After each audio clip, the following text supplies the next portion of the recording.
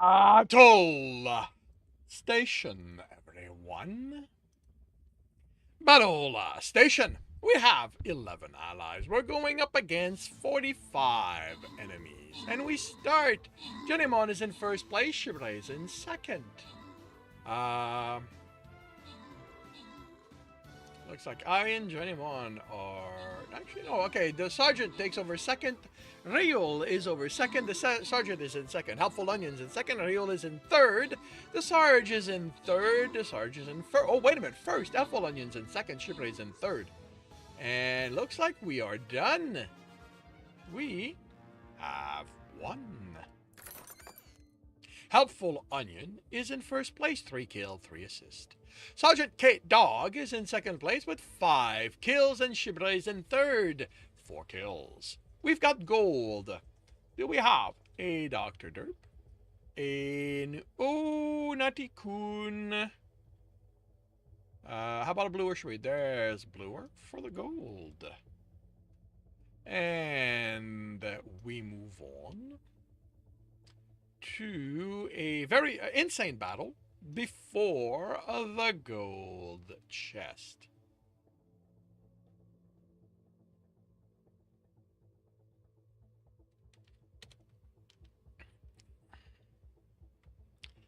And Orc Slayer. I have a second. I keep forgetting that I have a second Orc Slayer.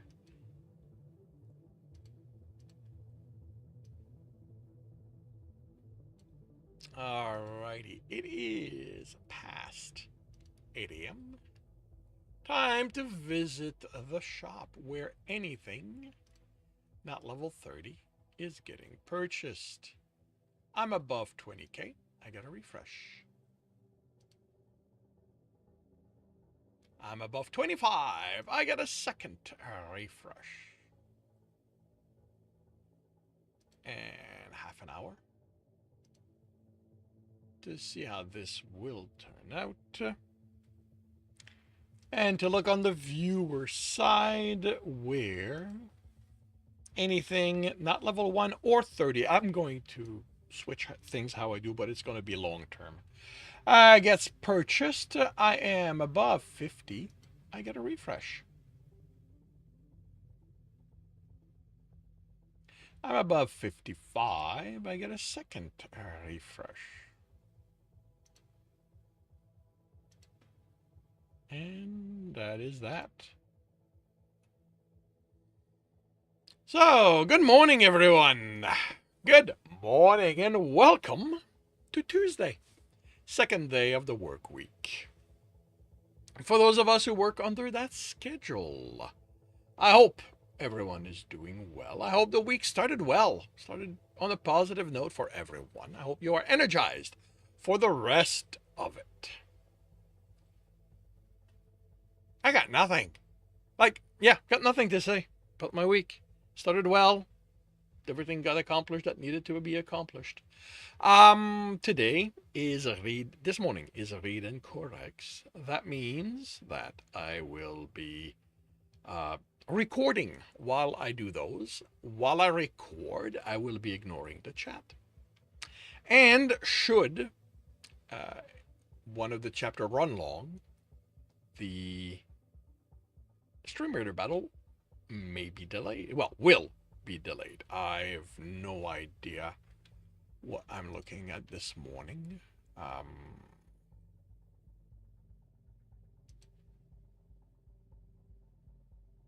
Chapter wise. Oh, wow. Okay.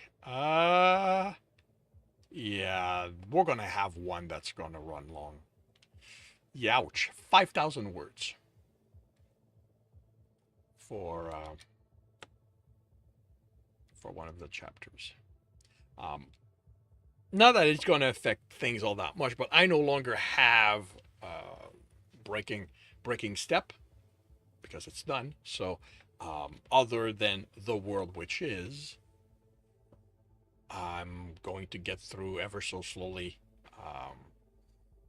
one's broken, and so I have a bit more leeway. But yeah. All right. So to minimize delays, I will start by confirming, I will start this now by confirming my microphone is on, turning off desktop audio. I will confirm I'm on the correct screen. I have the correct image up. I am starting the recording and I will see you on the other side. Welcome back to another reading and correcting with me, Kindar, the Tiger Writes, and Ty, the Tiger Supervisor. These are where I read a chapter from one of my stories and correct it as I go. If you want to listen to these live, it's every Tuesday morning, 8 a.m. Eastern Time on Twitch, and if you are looking to support me, that is, on my Patreon. Today, we are doing chapter 50 of The World Which Is. Brendan spreads dirt on the back of my armor. Don't worry, the webbing should dissolve Don't worry, the webbing should dissolve in a few hours. This is just going to make sure you don't stick to anything you lean against. Alan used fire to cut me down, starting at the edge of the web out of fear it would flash burn, but it proved surprisingly resistant. She managed to collect some using a telekinetic spell as well as ash that was left behind to study.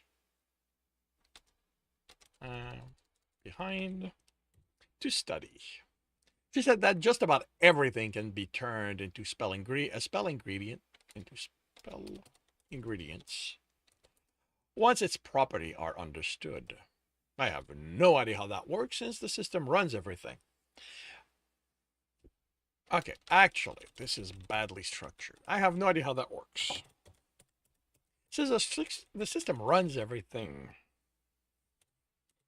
Hasn't it assigned everything already, and it's just about querying it? I move, pulling on the shoulders, and there's some resistance from the webbing, but not as much as not so much it'll affect my fighting. My shield's free of webbing, courtesy of Ellen's fire. My knife was used to cut the webbing from my arm, and that was cleaned by fire too. We're good to go? Brendan asks, walks past the spider. Walks past the spider's corpse without waiting for an answer, and something registers. Aren't we going to loot the body? Brendan gives me a disgusted look. There's no... He looks at it. Actually, go on, loot it. That doesn't sound ominous at all. Unfortunately, I have to touch it to loot, so I take a cautious step and access its inventory, ready to pull away the moment my fingertips make contact. Dungeon spider corpse. Sticky spit 3 times. Yeah, I have no idea how that would be narrated, but sticky spit 3, spider entrails 1. What is that? Where's the good stuff? If I had a higher zoology, or does this fall under cryptozoology skill, I could have gotten information on them. As it is, I'd have to take them out and look at them to trigger a perception check, and they look too disgusting to hold. This doesn't even count towards raising my relevant skill, since I'm not in danger. All this fighting, and not even a 1-point gain. I look up as I feel Brandon's gaze on me. Sorry, what? I have the sense that he just stopped speaking. Did you learn anything from the system? What? No, I was just what? No, I was just lost in thoughts. What you missed was me telling you that this is what you get in unexplored dungeons. So I'm not bothering with looting. Until people adventure in it, for it to get real loot, all you get is stuff that follows the theme. This is a wilderness dungeon, so it's going to have wilderness types loot. I know, stuff left over from animal dying. If we make it deep enough, there's a chance we'll get stuff like rough gemstones, maybe ores, if those occur naturally in this area, but I doubt we'll make it that deep. Look at you, Ellen says, smirking. Mr. Haven't researched dungeons, telling us how it's going to be. Like you, he replies, irritated. I listen to people talk. The clubs always have newbie looking for shortcut to filling their research quest, and the older folks have no problem going on and on and on about what they know to them. Those people really like hearing themselves talk. What they'll find in dungeon comes up often enough. I ended up picking up a thing or two. You mean from when you ask them, trying to complete those research quests faster? She asked. But this is worth something, isn't it? I ask. I look at Ellen. You know what? I ask before this escalates. I look at Ellen.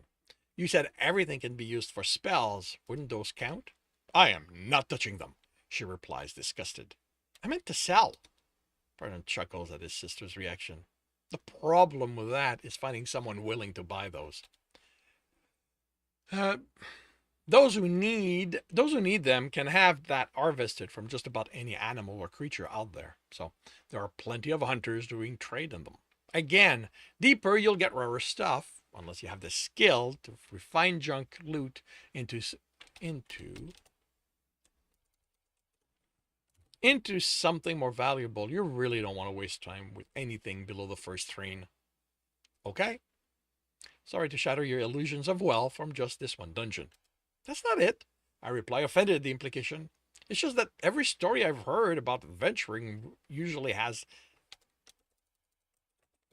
a dungeon, making them rich at some point. That one's yours to answer, Silver.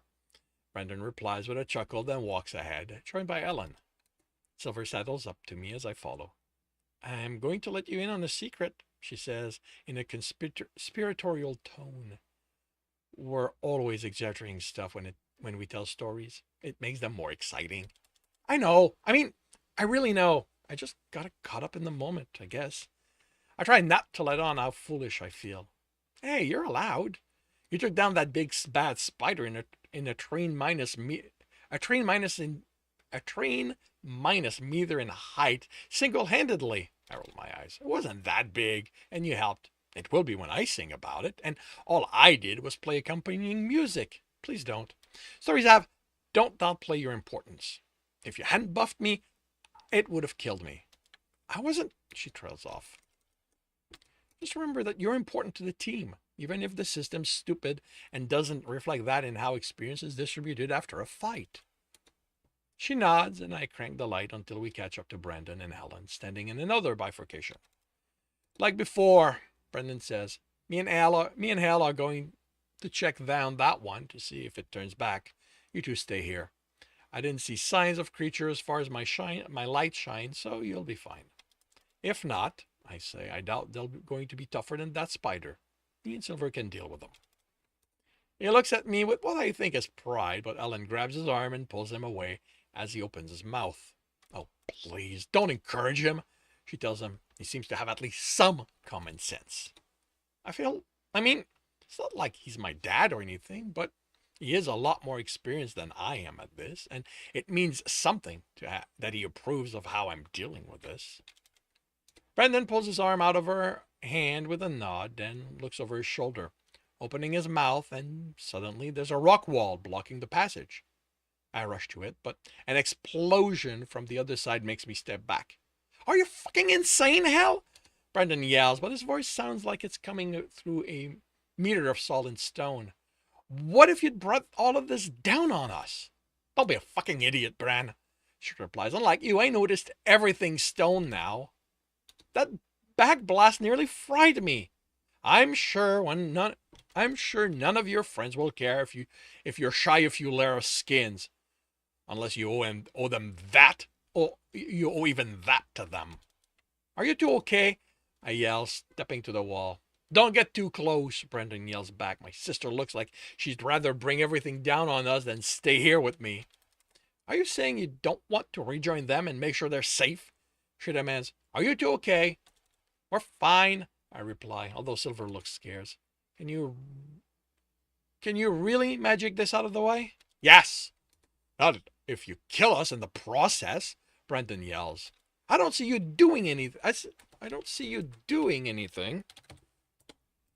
Unlike you, Hal, I know my limit, and stone is well beyond it. They're just scared of enough, I yell, silencing them. Yelling at each other isn't helping. Ellen, realistically, can you get rid of this wall? Yeah, the pauses stretch. I don't know, she finally admits. The wall's stone, and by the way your voice sounds, I'm guessing there's 1.5 meters of it.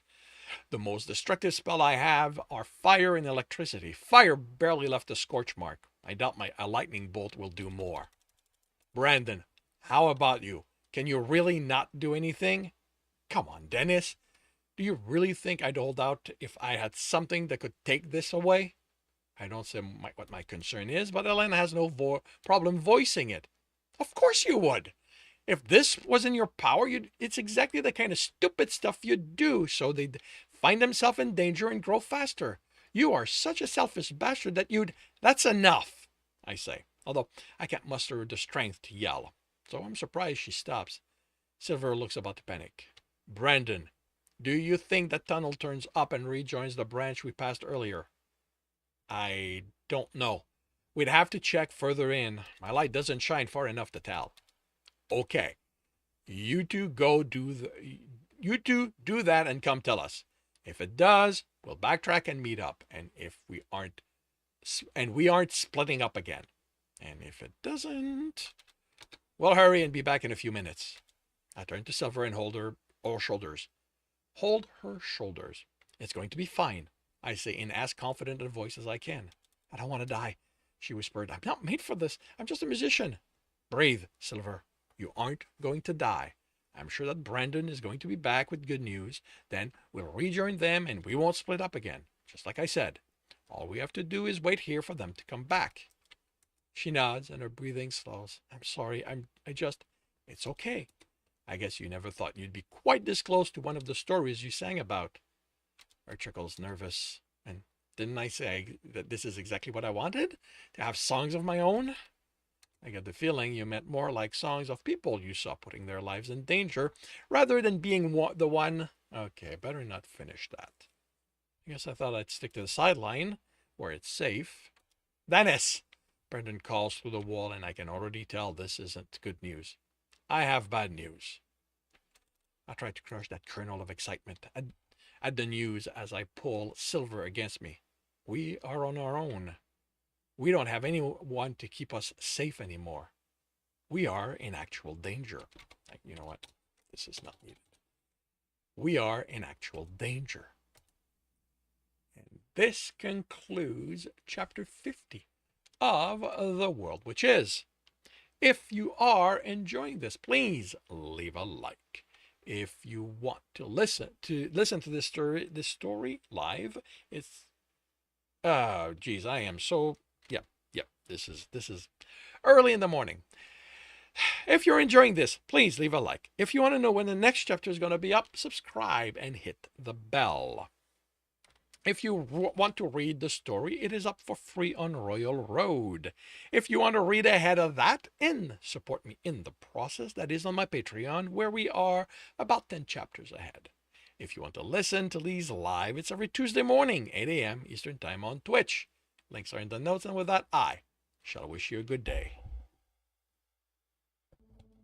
Thank you for the raid, Tellen. And I hope your stream went well. I hope your day goes well. Thank you, Kiwi. Welcome to the stream. All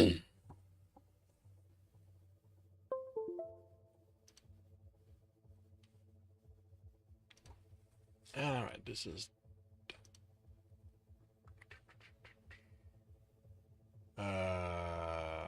this is...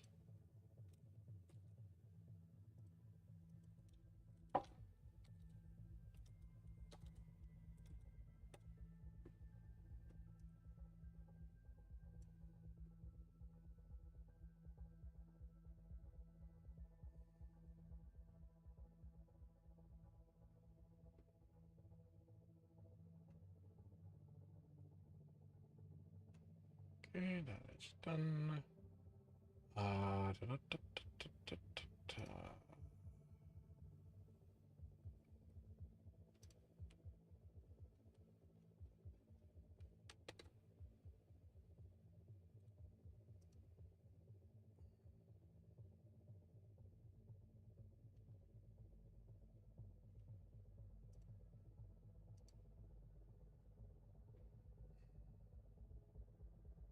Right, before I do that, I need to compile this.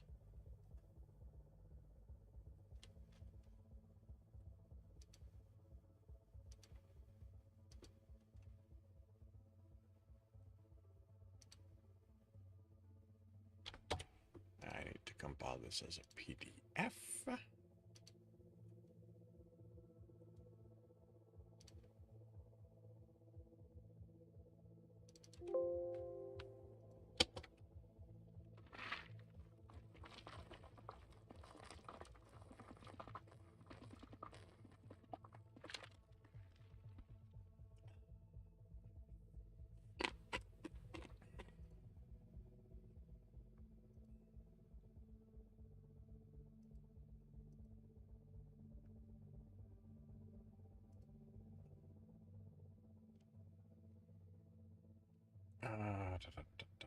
So now this.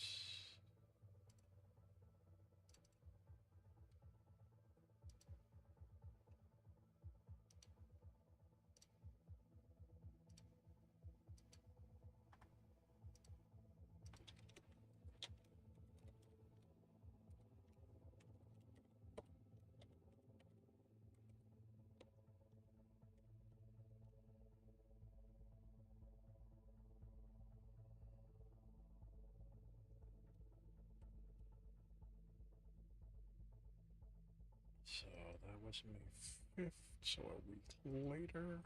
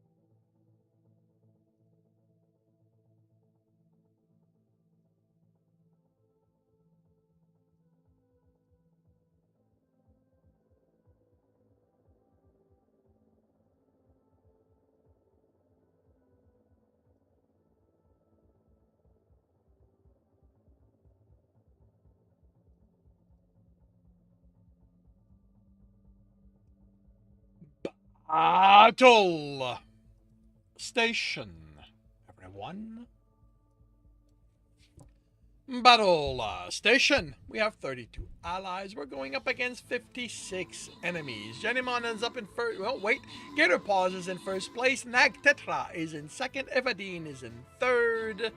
And we start the long walk.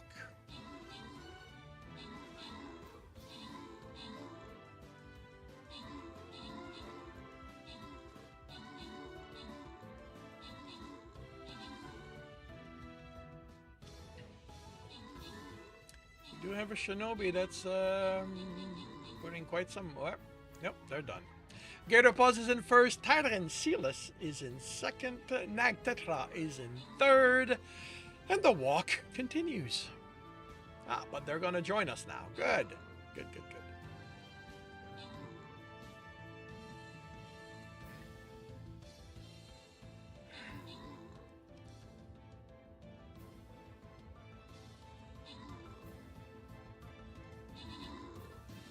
And who kills the Nag? Kills the Epic.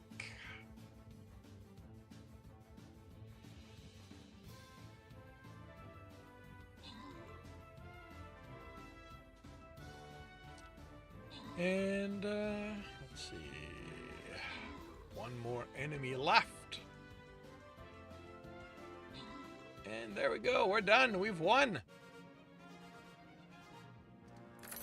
Gator Paws is in first place with 19 kills.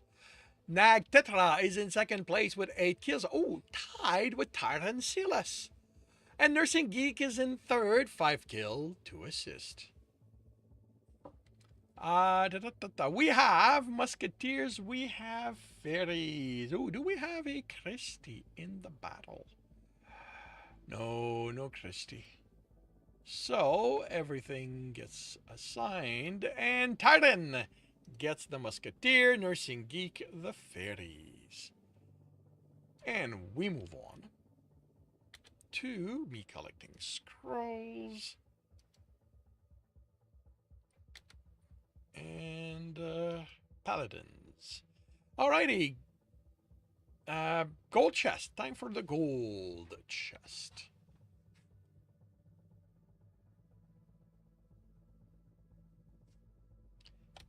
Paladins would be here. And alright, so let's start ourselves here. Actually, could have put us here since they'll be coming, but too late. And I really don't care to be on the purple. Alrighty, half an hour to see how this turns out.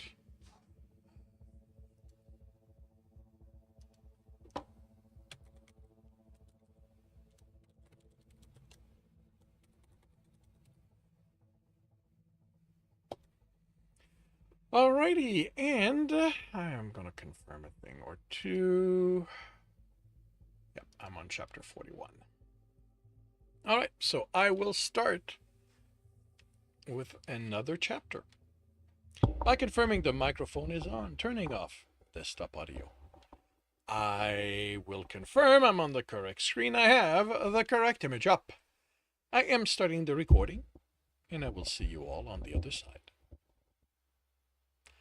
Welcome back to another reading and correcting with me, Kindar, the Tiger Writes, and Ty, the Tiger Supervisor. These are where I read a chapter from one of my stories and correct it as I go. If you want to listen to these live, it's every Tuesday morning, 8 a.m. Eastern Time on Twitch. And if you are looking to support me, that is on my Patreon. Today we are doing chapter 41 of Once Broken. Okay, what? Did not set this up, did I? Jacoby had Termy in hand the instant he realized the birds were quiet. He didn't aim at the approaching steps for their trees, but Termy was powered up and his finger was on the trigger. He recognized the shapes through the trees, Somalian and human, but only relaxed once he made out the details. Alex, resting his head against Tech's shoulder, the Somalian's arm around his waist. At least the tension in the hover was done with. this hadn't been a waste of time, hadn't been the waste of time he'd worried about. He worried it was. He shouldered toward me and smiled at them. It's about time you two got back. I was about to track you down, stun you, and drag you back. I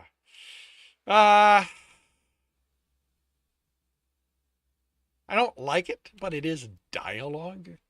So Jacoby can definitely be clunky on this one. Tech's ears did something weird, did the weird twitching Jacoby had seen in the town. Alex simply scowled. I would have liked to see you try it, Alex said. You know what? This is better that way. Alex simply scowled. I would have liked to have seen you to see you try it. So, you done freaking out anytime Tech looks at you? Alex's skull deepened.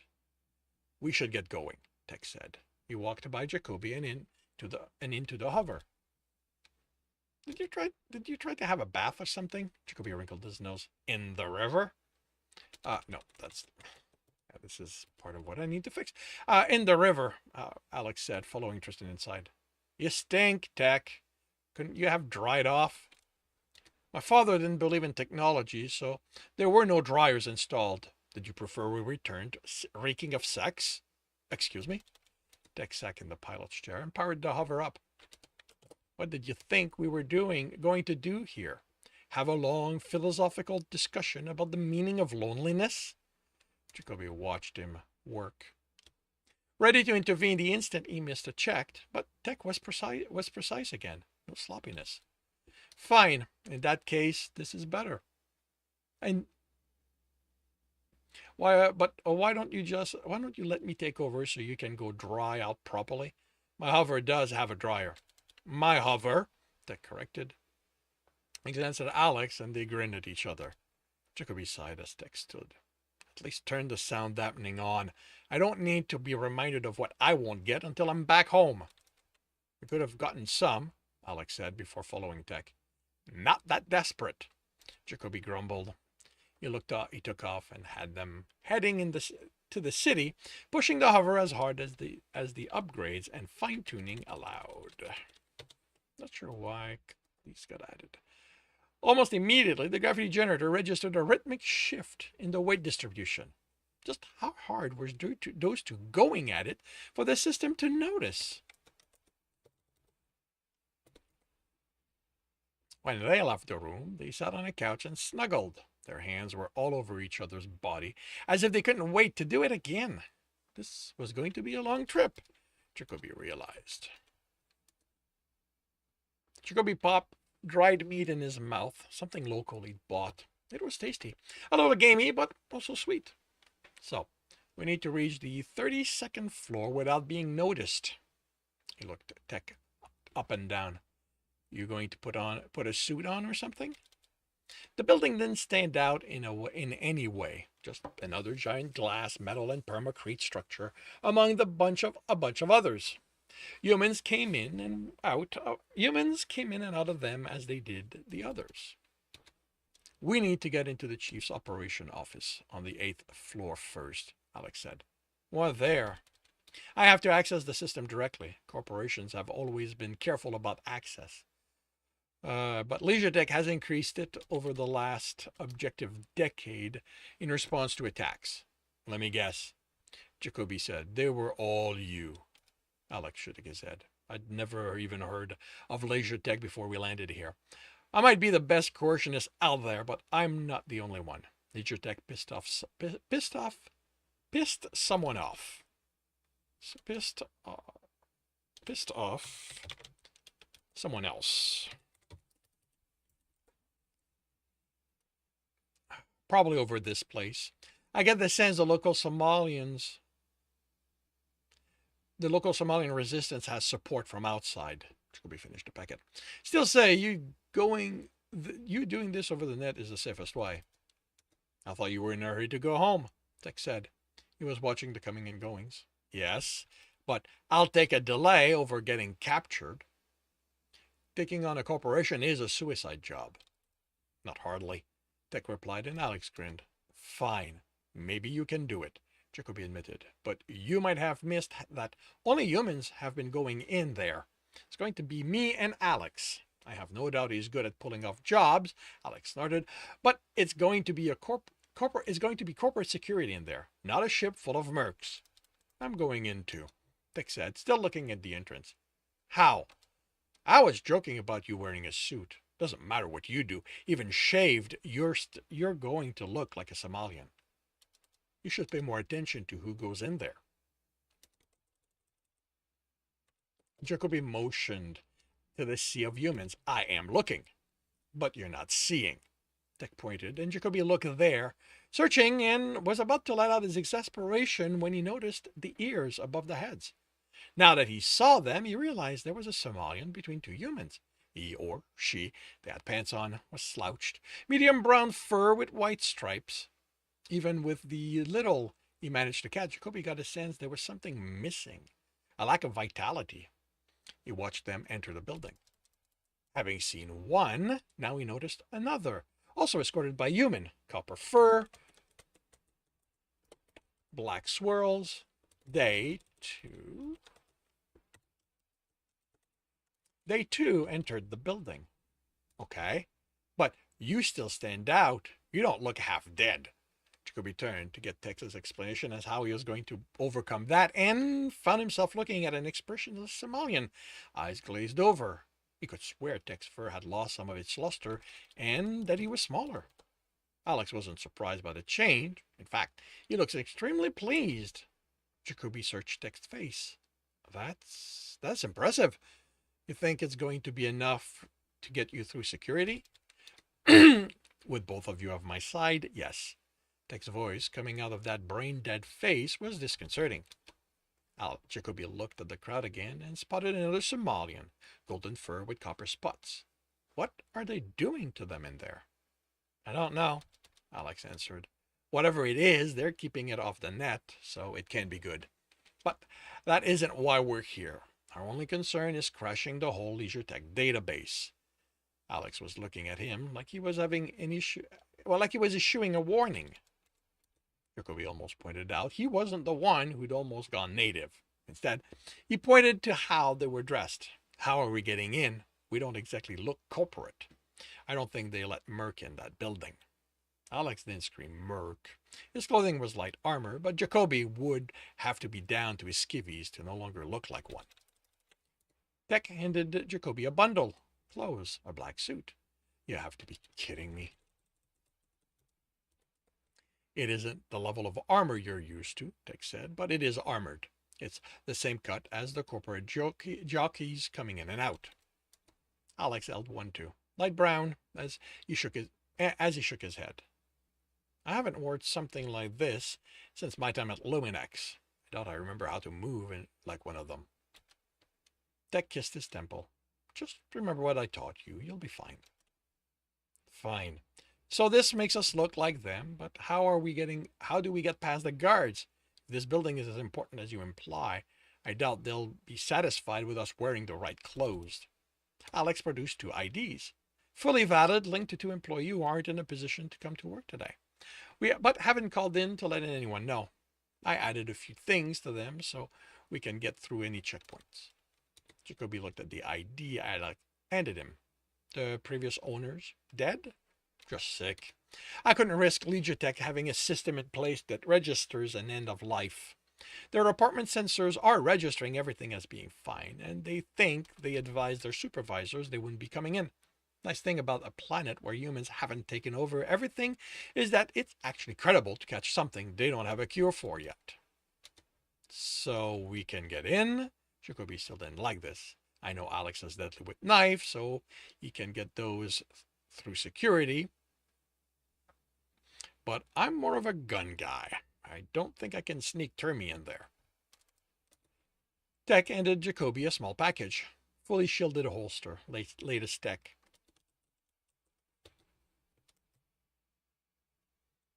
Completely undetectable. It's going to take a few years before anyone finds a way around it. Termi is going to fit in it, and the cut of the jacket will hide it. So long as you don't pull Termi out, no one will question it. This is a savage world after all. Jacoby looked at the holster, the suit, and the ID. When did you get all this? I mean, we got in last night. What do you think we did all night? Alex asked. Sex, Jacoby answered, replacing his holster with the new one. I know, because you two got to turn the dampener. You two forgot to turn the dampener in your apartment on, and you pointed to Tech, are loud. Tech smiled, only when deserving. Alex is I don't want to know. Your sex life is your own, but now I get why you live so far from the rest of us. I need closer and none of us would get any sleep. And you must have fallen asleep before we were done, Alex said, because after that, we went out and took care of this. Where did you get this? Jacoby tapped the holster on his hip. That Jeff fellow? No, he's compromised. Leisure Tech has them under heavy surveillance. Surveillance? Under heavy surveillance. They know Jeff Del Biro has linked to the resistance. It's his daughter, not him, Jacoby said. I guess my last visit didn't help matters for them. If you mean that Leisure Tech now think you're the mastermind behind the attacks, Tech said, and that they're your contact here, you're right. It didn't help at all. I had to deal with some of them to get the weapons Alex wanted. But you left one of them alive, Tech replied, his tone too severe for the situation. Jacoby shrugged. I didn't think he'd gotten a look at my face. You should have killed him anyway, Alex said. He was naked, looking at the suit. How do these even go on? One leg at a time, Jacoby answered. He looked Tech over. All he had on were new pants. What are you doing for weapons? Tech extended claws. Jacoby kept forgetting about them. They looked bigger than he remembered. These will be enough. Jacoby fought the urge to pull out the pants. They were his size, but they didn't have the weight he was used to. How did anyone stand feeling like they weren't wearing anything? Tech was next to him, with Alex on the other side. Tech was slouched, looking brain dead again, and barely as tall as Alex. He'd seen Tech hunch himself in and bend his leg a little, but he still couldn't believe it. The door opened as they approached, and Alex went in first, then Tech and Jacoby followed.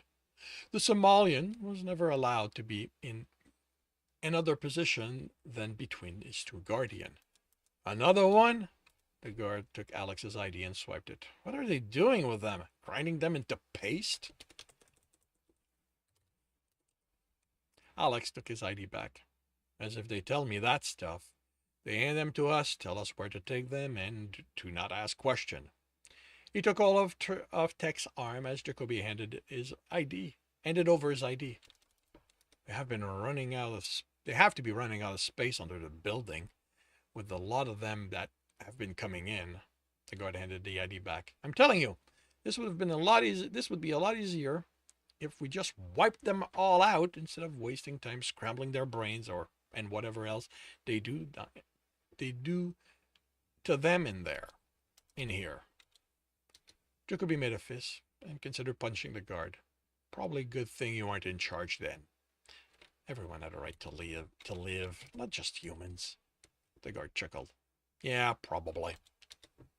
Jacoby followed Alex and Tech to the lift and entered. There was still ample space, but no one joined them in it.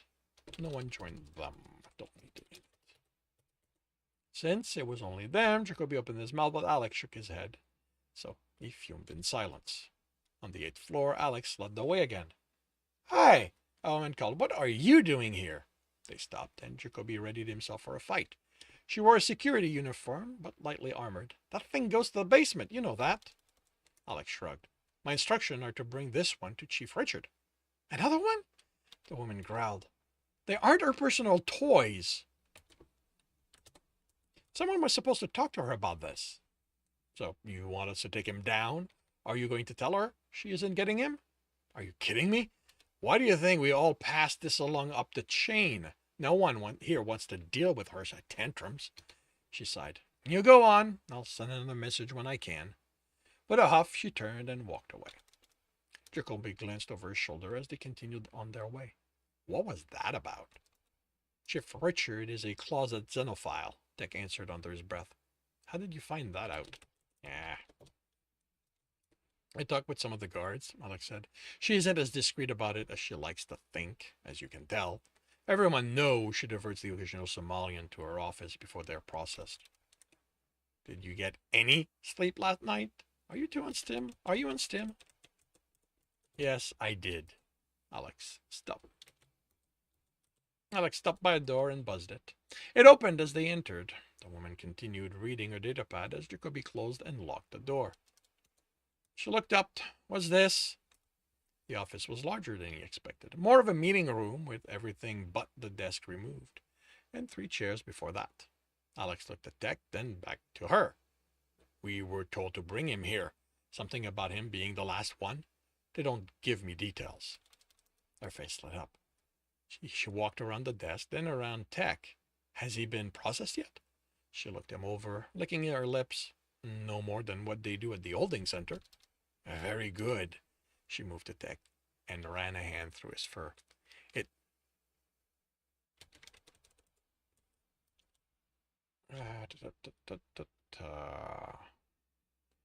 His fur.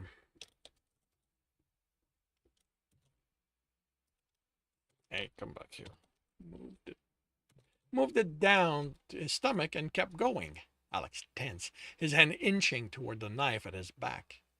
You two can wait outside, Isle. Her words were strangled by the hand Tech wrapped around her neck. He was looking at Alex, concerned. Are you okay? Tech spun the woman and held her against his chest. She fought, but still, when Tech's claws drew blood. Alex nodded. I am now. Just happy you stopped her before she reached. He forced a breath. You know some job will require I get intimate with a mark, Alex. It's happened before. Alex nodded, patting her down. It's just too fresh. It's going to take time for me to adjust. Hey, look at me. Okay, why is that there? Look at me. Alex looked up, pausing in his search. She doesn't mean anything. None of them do. You understand that, right? Jacoby so wanted to be on the other side of that door right now, or at least tell them to wait until they were done here before having they're having relationship talk. I know. Alex snapped his mouth shut. I'm sorry. I didn't mean to snap. I'll adjust. You know that. It'll just take some time. He went back to his search. What are you looking for? Jacoby asked before the relationship stuff continued. He wasn't a prude by any stretch of the imagination, but he drew the line at people talking about their sex life in front of him. Especially when it sounded like it was going to be something other than a monogamous relationship.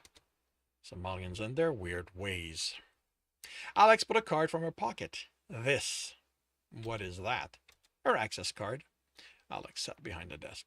I thought access meant strings of numbers. You know, the stuff you have to enter. I have to enter. The stuff I have to enter to. The sound of bones breaking stopped him. Tex let go of the woman, his eyes closed. She crumbled at his feet. Did you just kill her? Jacoby asked. Tech didn't answer or move. All good? Alex asked, typing. Tech opened his eyes and smiled, baring his teeth. All good. Jacoby looked at the body. Did you have to kill her? Had Tech just killed her in cold blood? No. Tech's smile broadened, which only made it more vicious. I wanted to. I wanted to check if I was still a killer. Jacoby looked at Alex, who didn't react at the admission. And that concludes chapter 41. If you are enjoying this, please leave a like. If you want to know when the next chapter is going to be up, subscribe and hit the bell. If you want to read this book, as well as the others in the series, they are available at all major e-retailer. If you are looking to support for a different way to support me, that is on my Patreon, where you can get access to just about everything I've written. And if you are looking to listen to these live, it's every Tuesday morning, 8 a.m. Eastern Time on Twitch. The links are in the note And with that, I shall wish you a good day. Hey, Dinosaur Bob, thank you very much.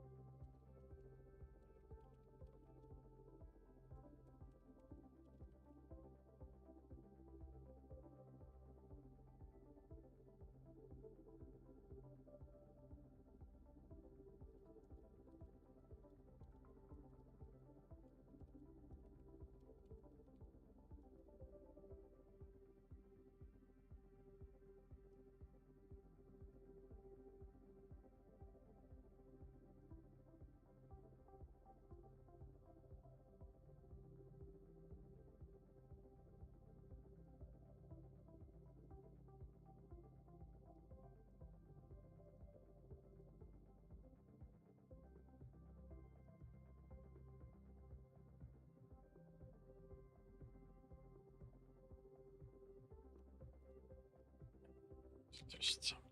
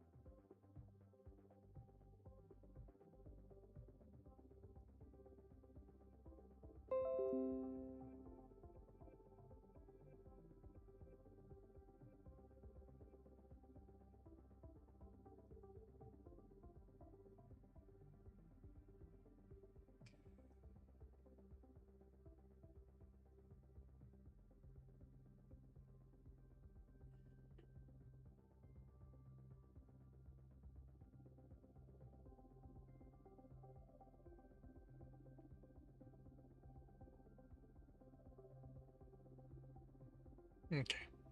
All right. So I do need the spacing. It was not. Where's the? Oh,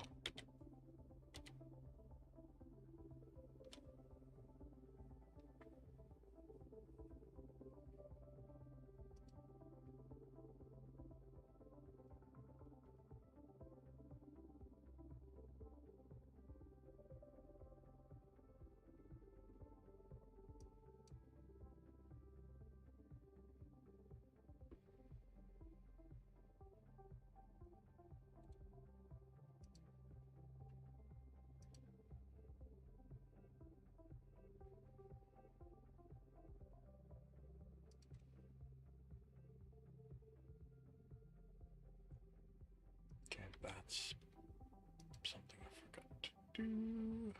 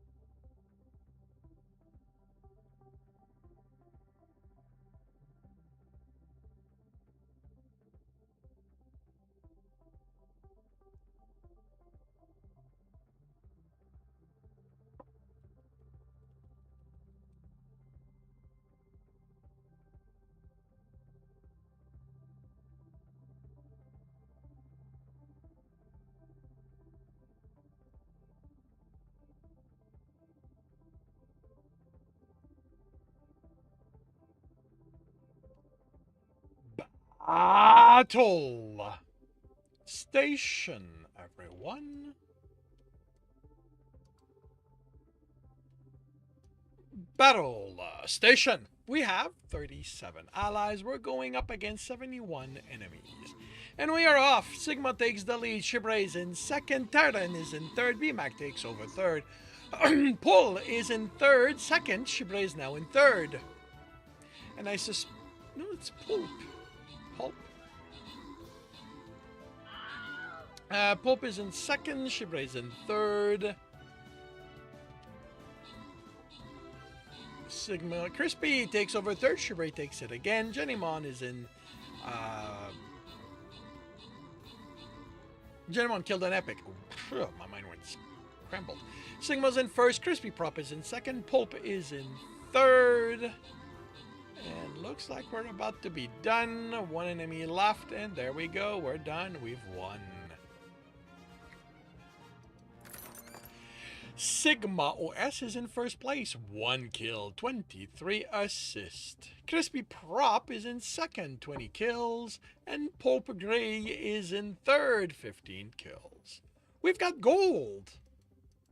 Do we have a Dr. Derp? And oh, Nutty Kun? How about a bluer Shwee? There's bluer for the gold. Musketeers and monks are not claimed by anyone, so Shibre has been monked. Mansuli gets musketeers. And we move on to an extreme boss.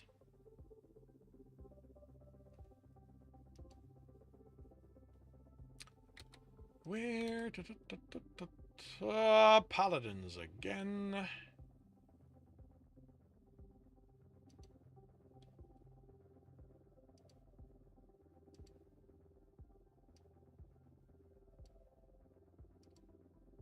And in half an hour,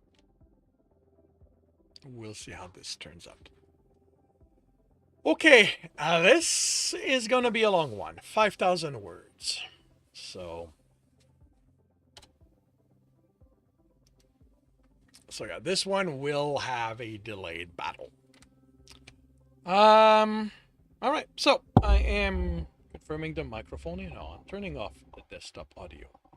I am confirming I am on the correct screen. I have the correct image up. I am starting the recording, and I will see you all on the other side.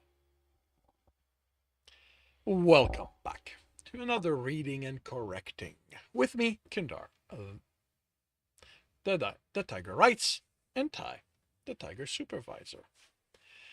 These are where I read a chapter from one of my stories and correct it as I go. If you want to listen to these live, it's every Tuesday morning, 8 a.m. Eastern Time on Twitch. And if you are looking to support me, that is on my Patreon. Today we are doing chapter 42 of Once Broken. Get a drink, get a snack. This one's going to be long. Alex smiled as he moved deeper within the system. Having Tristan touch him had been a dream come true, but with the tenderness, Alex had worried Tristan had lost a part of himself, the monster, the killer. Seeing him kill without hesitation, without remorse, lifted his spirit. In time, he'd see what else remained. Jacoby was fuming. He didn't understand how meaningful this was, but in the end, he didn't matter. One step out of line and he'd die. The system pulled at his attention. Something was off with it. He looked at the code. It all looked fine, then realized it was the sound. Something was missing. He quickly found what. Alex cursed. We have a problem. How did the plan need to be modified? Tristan stepped behind him. What am I looking at? He placed a hand on Alex's shoulder. He flinched, hated himself for it, hated himself more for the hand leaving his shoulder. It came back, and he forced himself not to react. He wanted to turn and apologize, but he needed to answer the question. You won't see it. It isn't in the code. It's only noticeable in the voice. Voice? Jacoby asked. Alex glared at him for interrupting. Yes, voice. Systems has voices. Read up on it. He took a breath and looked at the screen. How could he explain this? Okay.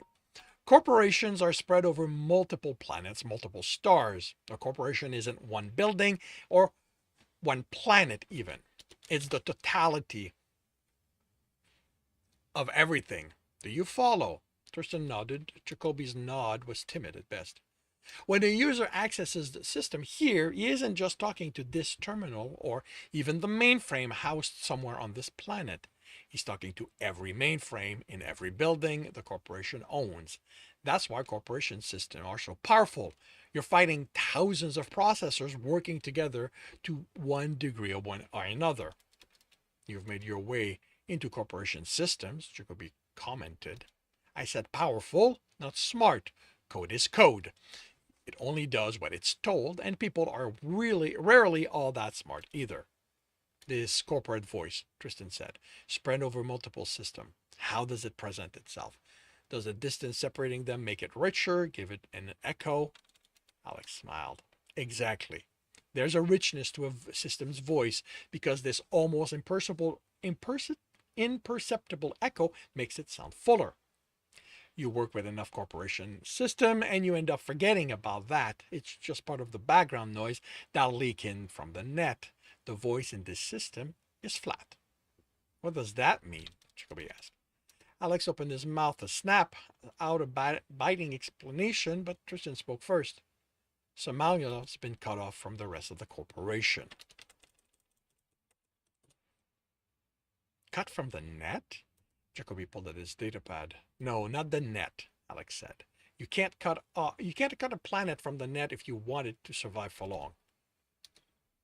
Then you can coerce your way into the rest of it, right? I mean, if talking to the rest of the corporation is the problem, it is, and I can't.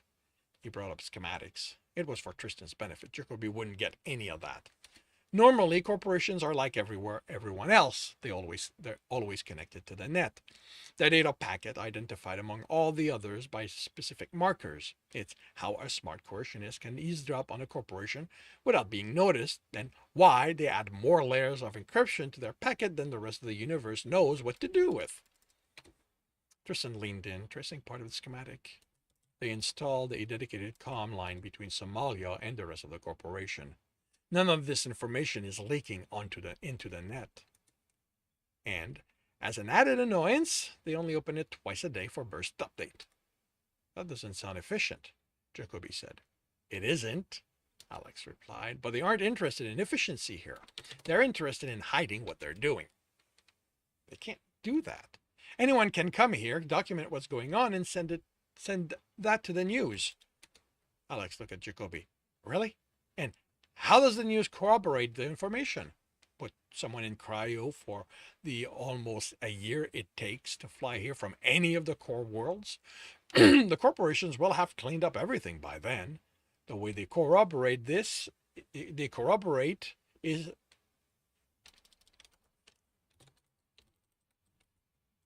anything is to listen in on corporation transmission and look for the details confirming what they were told. Okay? But you can't stop leakage. The net is open to anyone who knows how to access it. It's why coercionists are in such demand. They can always find what you want. It's just a question of time.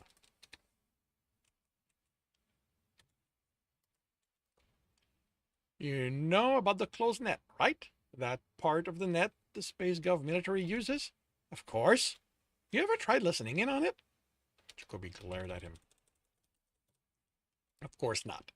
Alex smiled. If you had, you wouldn't have heard anything. It's the closed net because it's closed off to anything and anyone who can't get into it. This is the same technology, but on a smaller scale. Okay, so what does it mean for the job? Jacoby asked. It means that any coercion I do only happens here. By the time they do the burst update, the antibodies will have undone my work, and before you ask, no, I can't stay here to make sure it remains intact. Someone's going to notice my presence and stop me. We can't keep the security forces out of this room, Jacoby said. You weren't listening, were you? Any leisure tech building on the planet can do the burst update. They are all the corporation. This building is only important because of the people in it. And if it comes to it, they will blow it rather than risk someone like me sending an infection to the rest of the corporation. Then the job's a bust. Jacoby sounded nowhere near as disappointed by that as Alex felt he should. So we get out of? No. Alex was on his feet. They are not getting away with this. They are going to pay for trying to kill Tristan. I'm going to go to each and every office if I have to and dismantle them by... Tristan's hand back on his shoulder stopped him. Calm down, Alex. You've already worked how to make this happen. What do we need to do? Alex took a breath, then smirked at Jacoby. See, this is what having someone know and trust you looks like. He sat and brought up the layout of the floor. We go to the array control. He tapped a room. Here, on the 84th floor, only a handful of people have We go to the array controls. He tapped a room. Here, on the 84th floor. Only a handful of people have access to the controls. Fortunately for us, our dead chief was one of them. Her passkey will let us in and let us access the controls. It's that way in case they need to send emergency information that can't wait for the next burst. The controls to open the comm array are here. You tap the opposite side of the room. The internal system access is there. So this has to be a two-person job, Tristan said. They both need to stay in place for the full duration of the burst. If one of them walks away, the array stops transmitting. Jacoby looked at the layout. Doesn't this mean there's going to be someone at the other end of the transmission checking things? We're going to establish the link out of schedule. By the time someone notices it and starts running the checks, I'm going to be done. Wouldn't they set this up so someone on the other end needs to accept the transmission? Jacoby asked. Doesn't seem all that secure otherwise. Tristan shook his head. Having to accept the transmission creates a delay that could be fatal in an emergency. That's what emergencies are. They require immediate update. Most likely, it's going to be a one-way setup to prevent anyone from backtracking it to here, should a spy be on the other end. The corporation knows SpaceGov doesn't trust them. And if someone is watching, Alex added, it isn't like they're going to see what I'm doing. I'm going to be working deeper in their system, reworking the processor there,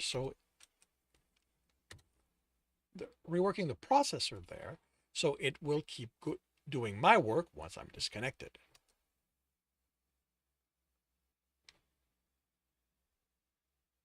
Okay, why are you not? You're missing a. No, okay, just took a while to catch up. Tristan moved code around, eyes darting over it. He stopped it and pointed to a cluster.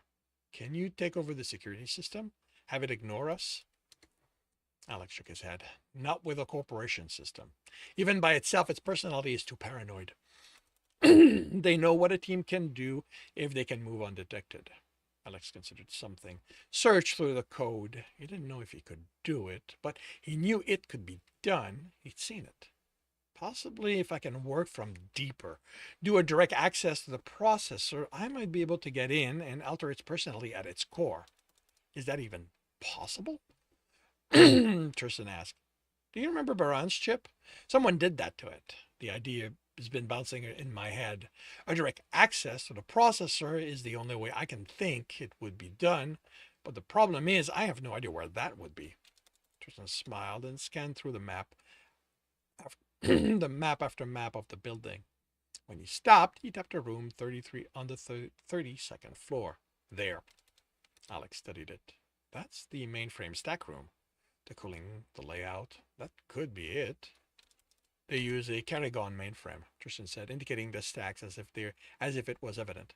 They were part of the initial construction. It's the only way they can get the proper power balance going without a full rebuild of the space, and that would show in how they had to eat into the surrounding rooms.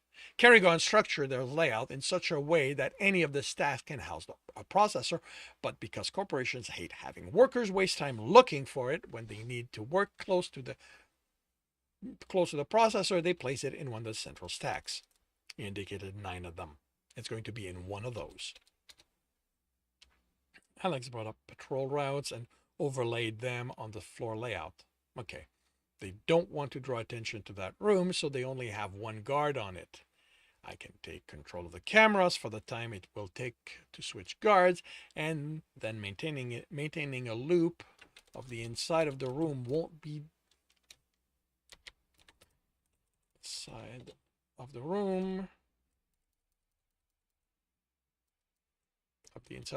difficult. Alex and Tristan looked at Jacoby. No, he stated, I'm not getting sidelined again. We can't leave the door unguarded, Alex said, annoyed at having him continue to argue. The system will notice. Then do your loop thing with that too. I'm part of this job. I understood the need to have me stay in this ship while you rescue Tech.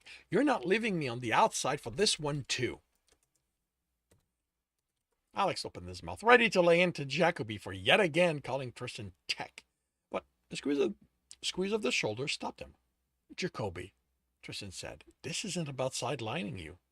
Alex can't have too many things distracting him while he does something everyone claims is impossible. That means that as little side programs to monitor as possible. If he slips, the system becomes aware of us and the security falls on us like a dropship. were going to be too far from any exit to have a chance to escape. Jacoby looked dubious, and Alex knew Tristan was lying, but he nodded. I'd take the guard's place if I could, but I haven't seen any Somalian wearing guard's uniform. Alex can't do it, since he's the only one with the coursing skill required. That leaves you, which means that without you, this job can't happen.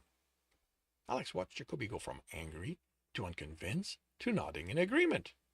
How Tristan could do this, convince someone that standing around not doing anything was a vital part of the job, amazed him. Tristan really could convince anyone to do anything. Alex swallowed as he realized how hot watching Tristan twist someone made him feel. Oh, this could be such a problem, because they didn't have the time for him to shove the Somalian against the wall and fuck him. He had work to do. He removed the map and played in the code, looking for the cameras and their individual identifiers. Then writing programs to ensure they would ignore the three of them. The system's paranoia meant he couldn't have too many of them ignore commands, not to notice commands to notice everything, so he was going to have to monitor them continually. Really hated working within corporate buildings. Alex watched his datapad screen, reminding the cameras there was nothing to see in the stairwell, especially not a dead guard being stripped so Jacoby could wear his armor. Finding a guard of Jacoby's side had been easy. The man was typical size for security work. Convincing the guard to follow Alex into the stairwell was even easier. Having the camera ignore Tristan snapping the man's neck was the easiest of all. Jacoby had been the only one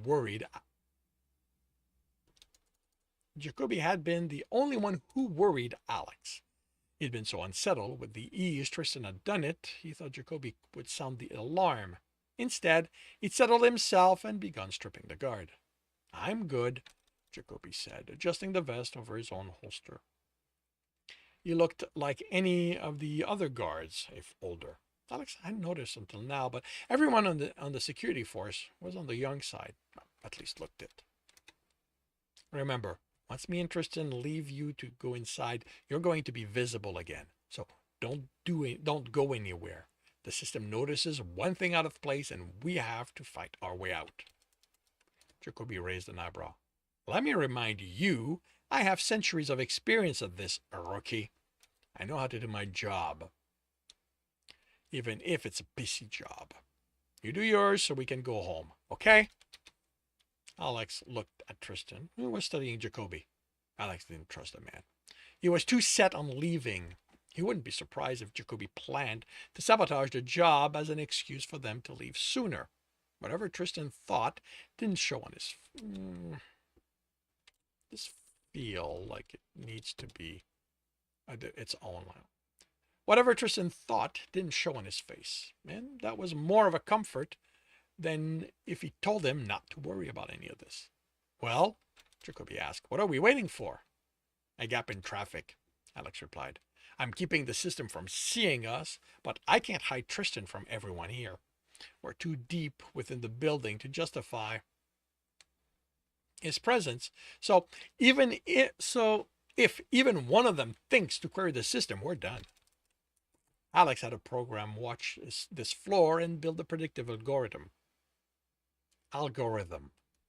When it signaled him that a large enough gap was approaching, he motioned for the others to be ready.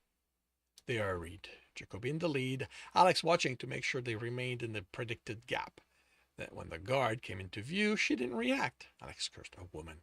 Would the difference be noticed? Too late to worry about that. Even when Jacoby called to her, she didn't react.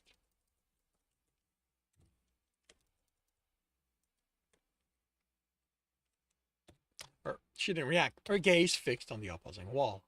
He picked up his speed, calling to her again. She finally turned to look in his direction, her gaze passing over him as her eyes went wide. She saw Tristan. She reached for her gun, ignoring Jacoby, who stopped next to her and punched her. Her head snapped to the side, and she went down.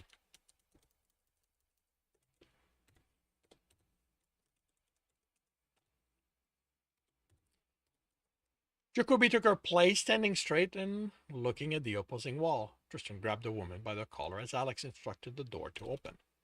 Alex opened his mouth once inside, but Jacoby shook his head. They stepped further in and indicated the other door. They entered the empty office and storage room. The desk had parts on it, and more were on shelves along the wall. Whoever was in charge of maintaining the mainframe stacks worked out of here. Tristan snapped the woman's neck and dropped her. The other door isn't made to block sound. Now isn't the time to throw in Jacoby's face the stupidity of leaving a guard alive. You say that like there's a point in trying to teach him that lesson. Tristan smiled, his ears canting in a way Alex had seen often in the town, but was unnerving on him. If he survived the job, we'll see. Are you ready? Not yet. Alex pulled Tristan to him and kissed him hard. It took all his control not to run his other hand through the fur and down lower. Alex, Tristan said, his breathing heavy. We're working. I know, he panted, but if I don't do this now, I might lose control when we're busy and... Alex. This time the tone was harsher. I'm joking. Well, a little. But I had to let you know I'm not afraid of you. That flinch, it wasn't because... Tristan placed a finger on Alex's lips. I know. I told you I... He stopped when Alex sucked the finger into his mouth. He raised an eyebrow, lips curling up. I don't expect you to trust my touch. It's going to take time until I've shown you that I will only touch you in a caring way from now on. Alex nodded. Alex, Tristan warned. Alex raised an eyebrow of his own, grinning around the finger. Let go of my finger.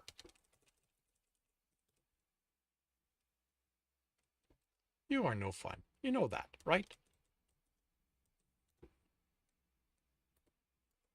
Tristan shoved him against a shelf, making memory chips clatter to the floor. He leaned in. When this job is over, I'll let you test just how much fun I can be. For now, I need to know you are good to go. Alex wanted to laugh. Oh, he was good to go, all right. But that wasn't what Tristan meant, so he nodded. I'm good, but I need to warn you. You're going to want to be careful twisting people like you did Jacoby when I'm around. That was probably the hottest thing I've seen you do, short of the massacre on Aileron.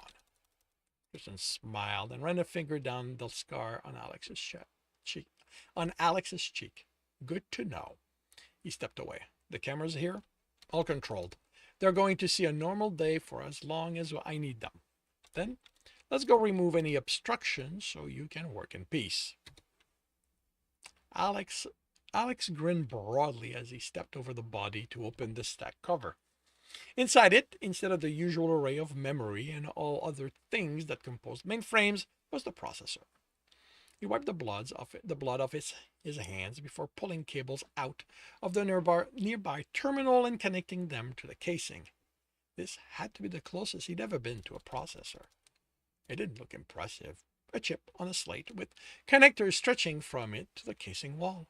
From there, it was connected to the mainframe. The mainframe and the rest of the corporate system. Okay, he told the processor as he typed. Talk to me, and let's put to the test just how good I am, shall we? Alex used the terminal to support him as he regained awareness of the surrounding. This hadn't gone the way he'd wanted. He hadn't been able to crack the processor. He'd gotten in. That had been easy, but the code there wasn't floating around. It was set in the material the processor had been made out of. It couldn't be altered. Except he knew someone had managed it. The only thing he was left considering was that this mystery person had gone in and physically altered the code. Exactly how he'd managed that was beyond Alex. He'd still managed to accomplish the goal. This close to the processor, he'd been able to alter a snippet of code around it. Nothing that would affect its personality in a way that could be noticed, but he'd been able to insert a blind spot in its paranoia linked to a signal. He'd made it one emitted by his data pad, so long as the three... You know what? to a signal emitted by his datapad. So long as the three of them stayed within 10 feet of it, the system would ignore them. He smiled. He had subtly twisted its will, just like Tristan did with Jacoby. It's done, he said, releasing a breath. He turned. We're now entirely it. Tristan's expression stopped him. He had the look he'd seen when he was considering something serious, dangerous. Alex's heart skipped a beat as it occurred to him that after everything, this was the moment. Tristan was going to kill him now. Kill him now. Was going to kill him. Kill him now. Okay, yeah. It had all been a lie. He glanced at the door. Stop, he told himself. You don't know what this is, what he's planning. No matter what it is, he will explain. He told himself that if Tristan decided to kill him, he would take it. Tristan focused on him and surprise registered. Alex, I'm not going to hurt you. I swore. Alex nodded, his concern mostly vanishing. Then what are you thinking about? I wasn't entirely truthful. I had an ulterior motive in agreeing to coming here, to agreeing to your plan to destroy Legitech. All right. Alex hadn't expected that, but it was Tristan's right. What is it?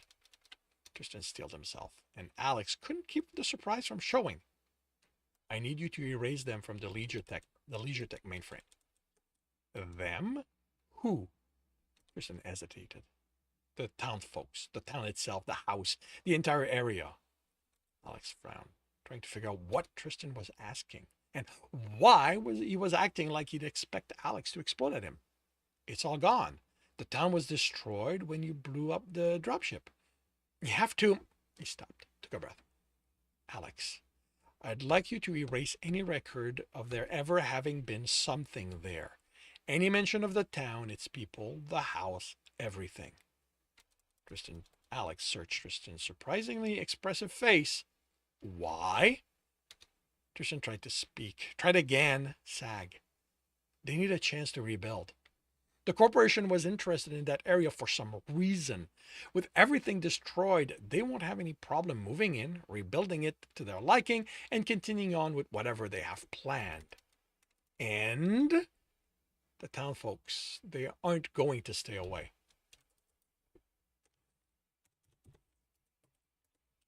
The townsfolk, they aren't going to stay away. I made that clear. I barely convinced them to hide in the forest so I'd have a chance to do this. Even with destroying Legitech, some data will be scattered throughout the net. Another corporation could pick it up, work out what Legitech thought was valuable about it. So we have to know there will be, for all we know, there will be enough of Legitech left so they can rebuild. They won't survive the next attack, Alex. Why does it matter? Tristan closed his eyes, looked up. It shouldn't. He rubbed his face. I know that. I know that a few months ago I would have walked away and not even thought about what would happen to them, but they took me in, Alex. Tristan chuckled. His chuckle seemed to surprise him as much as Alex. Me. Not a fabricated personality, not a mask. Me. I nearly killed a few of them when they were training. They know how dangerous I am, but they still accepted me. He wiped his eyes and looked at the wetness in his fingers. I didn't know I wanted that too. Alex wanted to scream, to run away. What he did was stepped to his monster, took his hand in his. How? He tried to keep the anger out of his voice. You have to explain this to me because I don't care about stuff, because you don't care about stuff like that. You only care about you. Tristan pulled a hand out of Alex's and placed it on his cheek. Alex leaned into it. I care about you, but I can't care about one person and no one else. It doesn't work that way. A number of the town folks affected me, and I ended up caring about them too. You should have told me from the start. You should have trusted me. I know, but you were freaking out anytime I smiled at you. Okay, fair point. But after our time at the cabin, you should have told me then. Tristan nodded. I was afraid. Of what? Alex yelled, pulling his hand away. That you'd see this as a weakness? I'm a monster. You're a monster. You made it clear that's one part of me you want. I was afraid you'd see that as a crack in the monster. No mask. You promised me. I didn't put one on. I just avoided thinking about it. It was easy. We had other things to deal with. Till now. I'm sorry, Alex. I know I shouldn't have sprung this on you, but fear isn't something I'm accustomed to dealing with. Tristan searched his face, and Alex didn't know what he saw there because he didn't know how he felt. If this means you don't want me to, if this means you don't want to stay with me, I understand. I just ask that you save them before you leave. You've got to be fucking kidding me. Alex paced. Leave? You trust me that little? Alex, shut up. Tristan stiffened, but Alex didn't care. Let me make something very clear, you stubborn bag of fur. I have endured more pain than anyone has any right to have visited on them. For you. I have survived. I don't know how many twists and turns you threw at me because you wanted me so confused. Because you wanted me so confused, I think black holes spewed out stuff. And don't fucking correct me. I fucking know I'm wrong. I'm just too pissed to care. Tristan's lips curled up, but straightened in a thin line as at Alex's glare. Yes, I'm pissed. I'm confused again.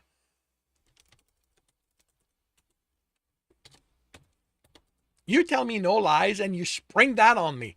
How the fuck do you expect me to react? But I am not leaving. I am never leaving. You couldn't chase me away. You couldn't chase me away at your worst. You think your best will do it? Actually, no, this is dialogue. You think your best will do it? My best? Tristan couldn't stop the smile. Alex sighed. You're better anyway. He took a breath, smiled, surprised that he felt better now that he'd scream his anger. Just please don't do this again. Just don't do this to me again. I won't leave, but I don't know if there's enough of my sanity left to take too many surprises like that. Tristan nodded. You do understand that there might be more surprises, right? I was serious when I said this is new territory. There's little research done on people like me. There's more than one of you? There's more than one of you? Tristan chuckled. I hope not. But I have nothing to fall back on. I promise. You now know everything that's happened to me that I know of. Any further surprises will be surprises for me too. All right. So, you want them removed. How much time do I have? It's 3 hours to shift change. We need to be done and out of the building before that. If there's no hiding the bodies at that point. Fortunately, from here it's going to be a few minutes. It's just going to be a few minutes work. Started typing. See, this is why you should have told me earlier. I could have done this while I was hiding us. And I wouldn't have to take time to insert myself into the system twice. Right, Tristan said, the smile audible, because either of us wanted to have this little blow up in front of Jacoby. Alex paused his typing. Good point. I'm all done, Alex said. Doesn't matter how much they scrape the system, they will never find anything about that location. We could leave now and they'll be safe. Alex took his head in his hands and kissed him tenderly. Thank you for understanding. Alex smiled, placing a hand on Tristan's cheek, feeling the scarred flesh there. I have you. I can learn to share you with a town I'll never see again. Tristan placed a hand over Alex's shoulder and led him through the multitude of stacks. How long are they going to stay hidden? That's up to them. I don't know why Leisure Tech was interested in them. Someone mentioned turning them into an attraction, but there was too much effort put into getting rid of them for that to be the whole story. I didn't look for the reason. I didn't have the time. I inputted the parameters of my programs and let them work. If they can keep whoever settles Whoever settles here after this corporation is no more from noticing them, they will never be bothered. Can they notice the work you did? We're leaving bodies. They'll figure out something happened here. I've written all my traces. I've written all trace of what happened. Then they are going to be too busy imploding to care.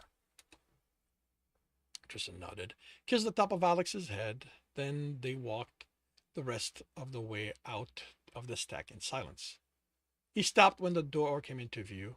When Tristan spoke, it was haltedly, softly, as unsure of himself as Alex had ever heard him. Alex, I'm not leaving with Jacoby. I expected as much. That place isn't secure anymore. You said so. Tristan shook his head and again sounded unsure. I want to stay here on Somalia.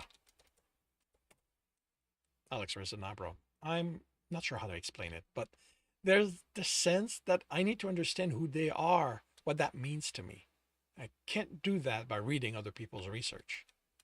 Alex chuckled. You wouldn't learn anything useful from their research. Trust me, I went through everything on Somalia I could find. So you're okay with this? Tristan, I told you, I'm sticking by you, no matter what.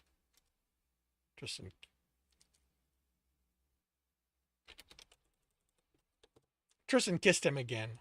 Thank you. You are too good to me. Bullshit. They chuckled and headed for the door again. So, Alex said, we're staying.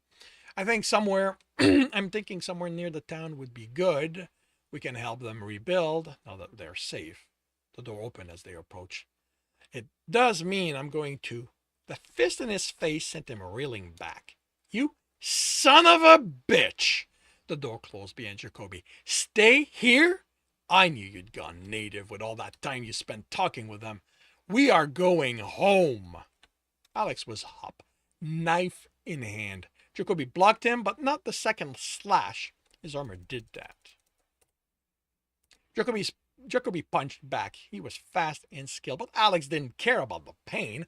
All he wanted was to end this man, to remove the one. Okay. All he wanted, there's a comma here, was to end this man. To remove someone, not the one, someone who thought he had the right to dictate what he and Tristan did. For all the centuries Jacoby had on him, he'd let himself grow old, and he slowed before Alex was even winded. He saw the opening, the clear shot at Jacoby's throat. It would be quick and messy. Tristan caught his hand. Alex, stop. And this concludes chapter 42 of Once Broken. If you are enjoying this, please leave a like. If you want to know when the next chapter is going to be up, subscribe and hit the bell. If you want to read the story as well as the other book in the series, they are available at all major e-retailer. And if you're looking for a different way to support me, that is on my Patreon, where you can get access to basically everything else I've written. If you want to listen to these live, it's every Tuesday morning, 8 a.m. Eastern Time on Twitch. The links are in the notes, and with that, I shall wish you a good day.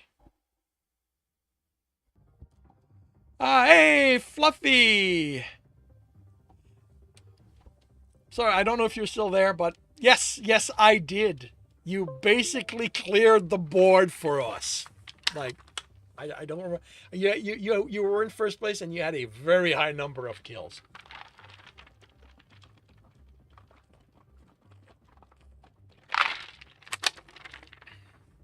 So yes, thank you very much.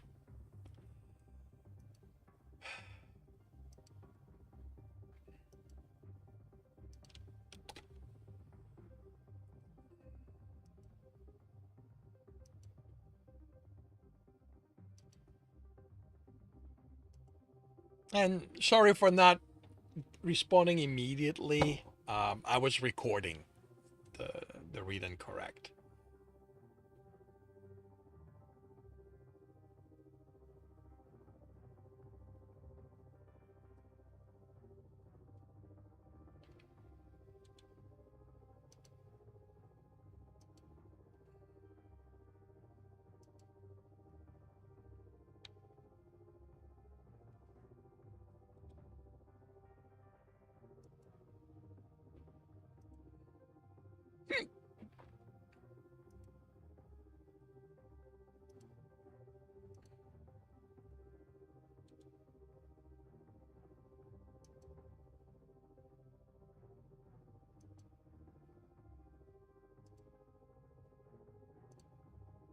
I will be right back.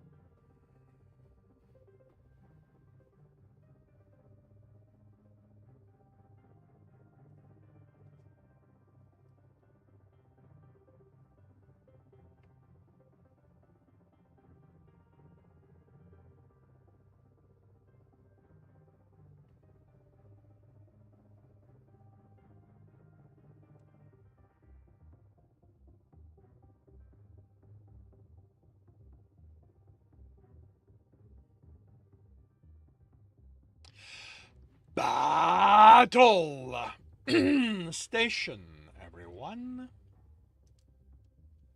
Battle station. We have 49 allies. We're going up against 62 enemies. Gator Paws takes the lead. Sigma's in second. BMAC is now in third. Gator Paws is back in first. Sigma's back in second. BMAC is in third. BMAC is in second. Sigma's now in third. And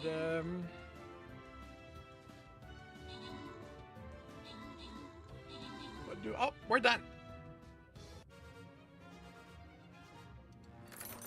Gator Paws is in first place, 8 kill, 4 assist. BMAC is in second place, 8 kill. I'm Mr. Fluffy to you is in third, 5 kill, 3 assist. We have monks, shinobis, and Lego heads, and no one claiming any of those. So, Evil Nav gets the Lego head, Stephen Teo gets the shinobis, and Mogalin has been monked.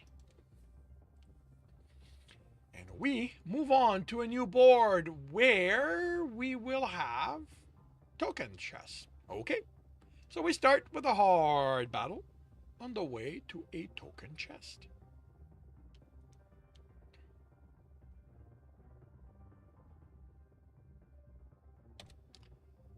Alright, either paladins and epics. I don't have a clear line to an epic, so it's going to be a paladin.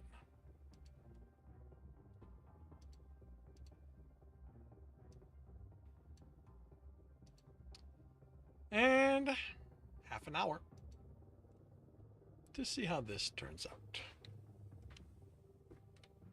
Alrighty, so I'm going to do another chapter.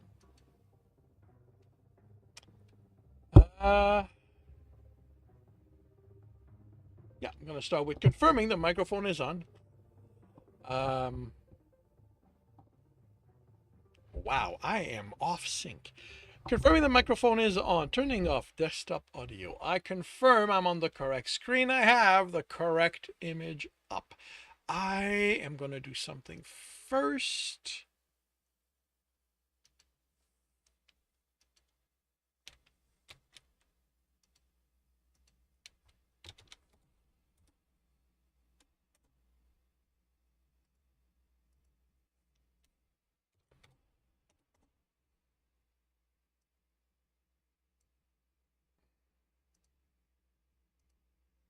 All right, I am starting the recording, and I will see you all on the other side. Welcome back to another reading and correcting with me, Kindar, the Tigerites, and Ty, the Tiger Supervisor. These are where I read a chapter from one of my stories and correct it as I go. If you want to listen to these live, it's every Tuesday morning, 8 a.m. Eastern Time on Twitch. And if you are looking to support me, that is on my Patreon. Today, we are doing chapter 43 of once broken. Tristan found himself hurt by the dismay on Alex's face. He hadn't planned on grabbing Alex's hand. He'd intended on letting them get it out of their system, possibly for Alex to break a few of Jacoby's limbs. But when the knife came out, something shifted. Alex was out to kill Jacoby. Tristan shouldn't have cared if Jacoby was in their way, so he should have died.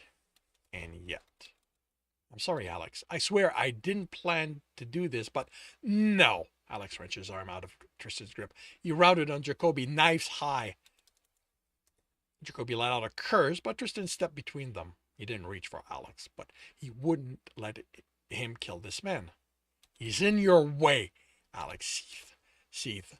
I kill anyone who gets in your way. That's what you made me for. I know. Look, Jacoby growled behind. Get him under. Tristan wrapped a hand around the man's throat without taking his eyes off Alex.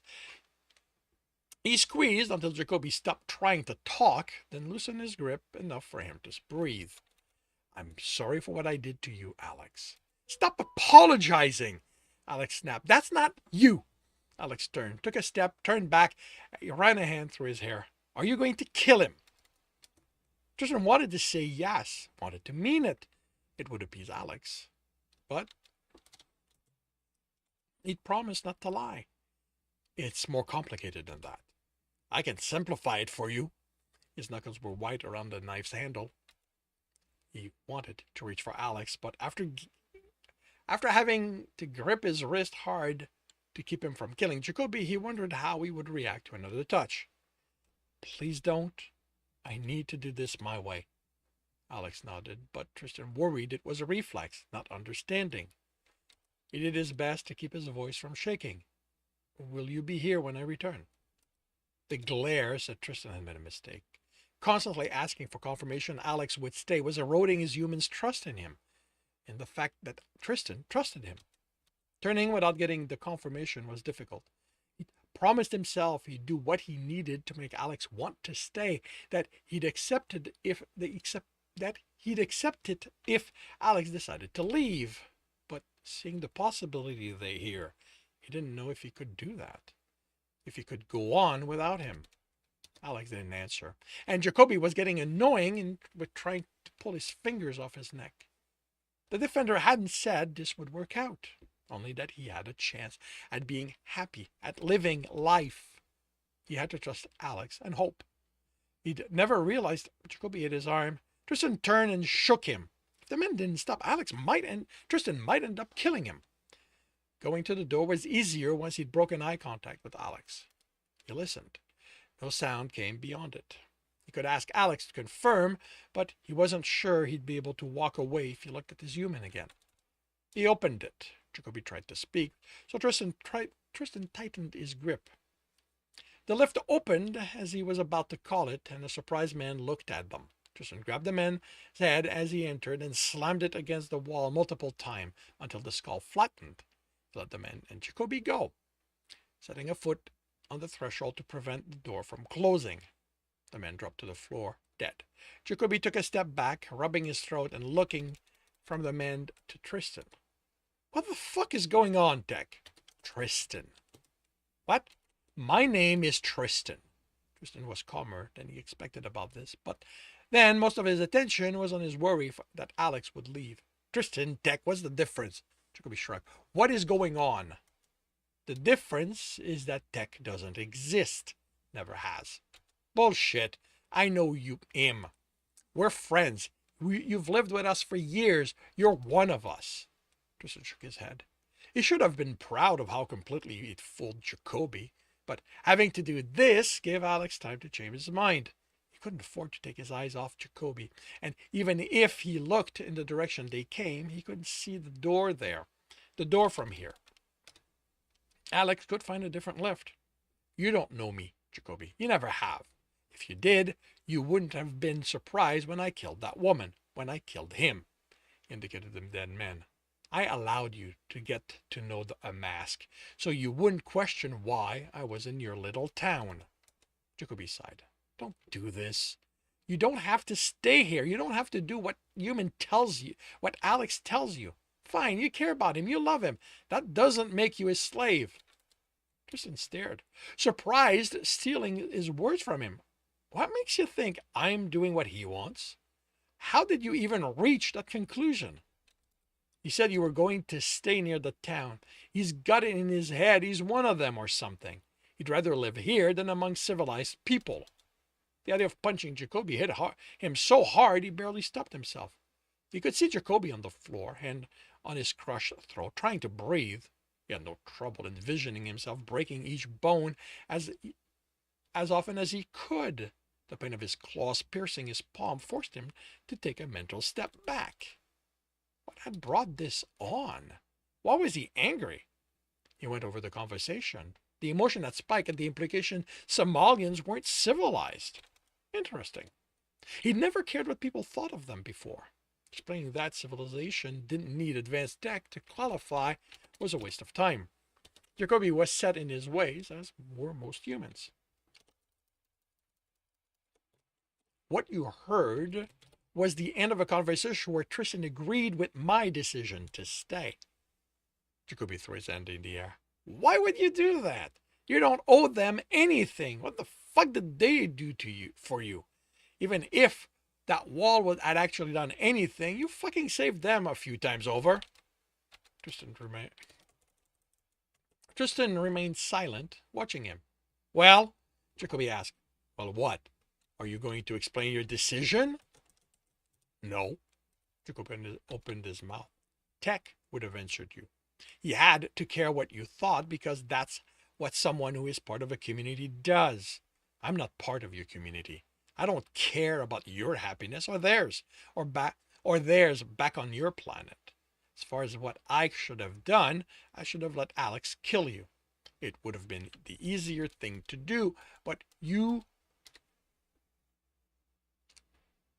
looked past what you found out about me. You didn't kick me off Therion 2 when you could have. It wouldn't have changed anything to my life, but I find that I'm grateful you let me stay. So I'm giving you this opportunity. Go home, Jacoby. What do you expect me to tell the others? Tristan shrugged. I don't care. Tell them he decided to stay with his people, since that's the truth. Tell them he died. Tell them he never existed. Just leave, Jacoby. If you get in my way again, I will not be this understanding. He stepped out of the lift and the door closed before Jacoby reacted.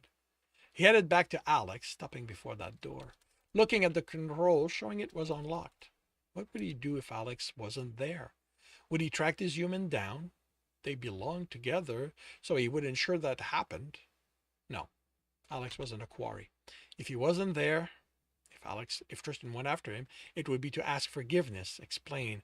If that wasn't, fuck, he was procrastinating. He opened the door. Alex stopped pacing, looking up from his datapad and faced him, relief on his face. Tristan closed and locked the door behind him. I'm sorry, Alex, I couldn't. He matters. Alex cut him off, not angrily. It makes sense, and I was just too angry to see it. If the people in the town matter to you enough to want to protect them after only a few months there, you've known Jacoby for years. I didn't expect this to happen. When the Defender offered me a chance to live, to be happy with you, he didn't say anything about everything else, about how everything else would change. Alex raised an eyebrow, but didn't look at him like he thought he was crazy. Alex had seen him crazy already, so he knew what that looked like. It's a long story, Tristan said. I'll tell you when this is over. Alex nodded. I need to know, what are you going to do if Jacoby comes back? I get letting him go now, but what if he tries again? Jacoby can be stubborn. I warned him his life was forfeit if he got in my way again. I meant it. This is a one-time thing. Alex sighed. This is going to complicate things. This letting people live because they helped? Tristan laughed. Oh, trust me, I know. Fortunately, there are a lot less of those than people who want to make my life complicated. But even if there were millions of them, I'd still do it this way. He crossed the distance separating them and took Alex's hand. This isn't about making things simple. It's about being worthy of you. Alex raised an eyebrow. I'd rather you kill him. I'd rather you killed him. Tristan smiled. That's the weapon I made you into talking. I remember a man who refused to take advantage of a lost Somalian, who slept on a couch, no matter how badly he wanted to jump in bed with me. I destroyed that man. It was my choice. I don't hold you responsible for who I am. Tristan nodded. You asked me once if I had any idea how much it hurt when you watched me walk out of your apartment. I do now. When you wouldn't promise me you'd still be here after I dealt with Jacoby, that was the fear I felt. The thing I could see myself doing if the door opened and you weren't there. I am sorry for the pain I caused you. I will do whatever I can to undo as much of the damage as possible. What if I don't want you to fix me? Alex said. What if I like who I've become? Tristan leaned in and kissed him lightly. We can argue about what's best for either of us later. Right now, you need to decide if this job can still be done. Of course it can. This was a 3-person job. Without Jacoby, we have no one guarding the door. How long will it take for you to take control of the array, send the program off to destroy Legitech? I don't know. It's independent of the rest of the system for obvious reasons, so I'm going to have to coerce it first. It can be much more complex than the corporate AI, but it won't be a simpleton. And I can't leave the other controls since I have the key. Since I'll have the key. I have to enter it at regular interval to keep the communication going. The moment the missing guard is noticed, this will get much more interesting. Alex nodded. I'll have the cameras on that position fooled, but all it takes is for one person to walk back and notice there should be a guard there, and by then I'm going to be deep in coercion. So if they storm the room, I'm going to be no help. This is your job, Alex. It's your decision. Are we proceeding? Alex hesitated. I want them to pay for hurting you. He searched Tristan's eyes, looking to him to give a confirmation that wasn't coming. They were equal partners now. I will keep up, Alex. Where you go, I go. Just tell me what we're doing. We're hurting them. There was no hesitation this time. We're going to need a different lift, Tristan said. I didn't kill Jacoby, but there was a bystander. He's dead. Killing them is supposed to make things easier. Alex looked at the map on his datapad and indicated in the opposite direction. It helps to be able to dispose of the bodies. And this is going to affect the timetable. Can you erase the lift's memory? If they don't know what floor he was going to, they're going to have to search each one. It's too late now, Alex said as the lift's door opened. Tristan followed him in. The time we spent talking means it reached another floor. And yet the floor isn't flooded with security. No alarm is sounding. Jacoby must have done something to keep the body from being found. Why would he do that? Tristan chuckled. Because he doesn't want Tech to be caught. Alex sighed, then cursed. He's going to be a problem. I just know it.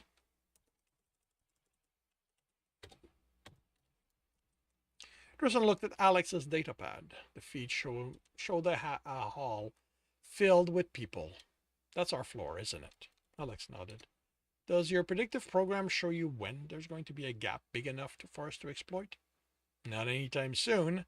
They have a bunch of labs there, a lot of researchers. They advertise this place as a vacation spot. Tristan said, what would they bother researching? No idea. I'd say we should look into it when this is done, but you're not going to leave enough to search through. What's the security like? Alex looked through various feeds. Other than the guard at the comm array door, it's only civilians in there. But any one of them can sound the alarm. Tristan smiled and took the gun at Alex's back. The alarm is going to sound at any moment, so let's give security a stampede to deal with. That should slow them down a bit. And this concludes chapter 43 of Once Broken. If you are enjoying this, please leave a like. If you want to know when the next chapter is going to be up, subscribe and hit the bell. If you want to read this book and the others in the series, they are available at all major e-retailer. If you are looking for a different way to support me, that is on my Patreon. And if you are looking to listen to these live, it's every Tuesday morning, 8 a.m. Eastern Time on Twitch. The links are in the notes, and with that, I shall wish you a good day. Welcome back, Bob. Not sure what the 601 is for.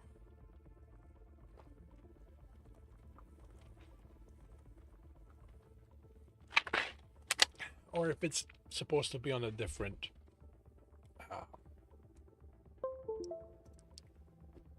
stream.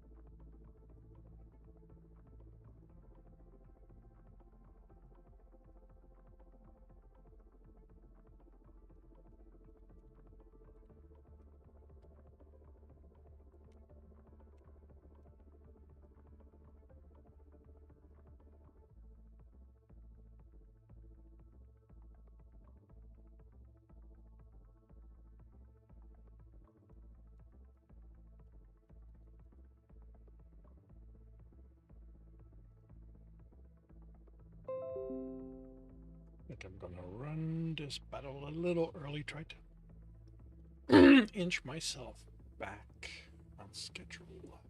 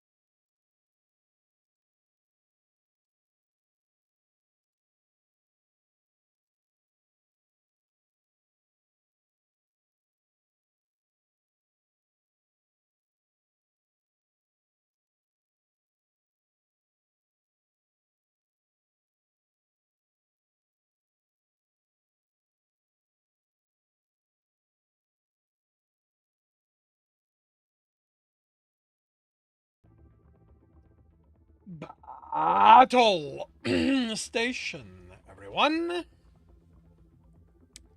Battle station. We have 39 allies. We're going up against 63 enemies. And we are off with Stefan in first place. Gator Paws is in second. Boneskull's in third. Gator Paws is in first. Boneskull's in second. Stefan is in second. Boneskull ends up in third. Gator Paws builds up a lead.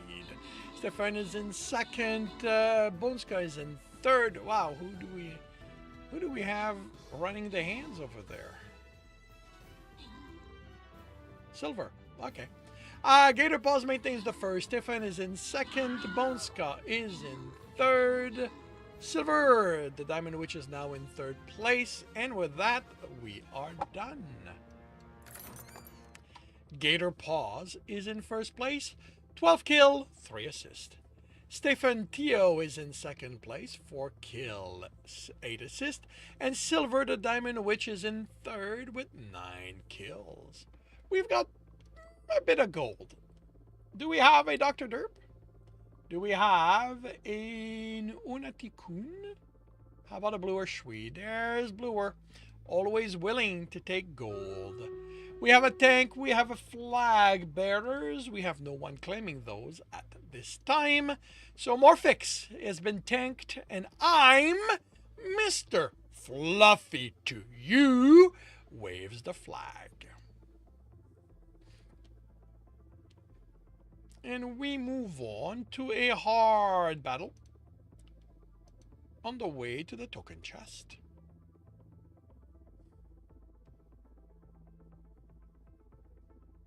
Oh, that's what they are there. Okay. Yeah, of course. All right, so again, well, actually, no. Okay. Paladin. Let's go here. Let's have them come to me, to us.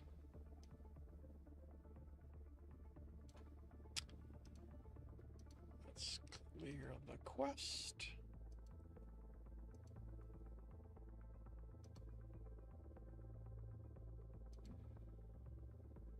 And in half an hour, we will see how this turns out.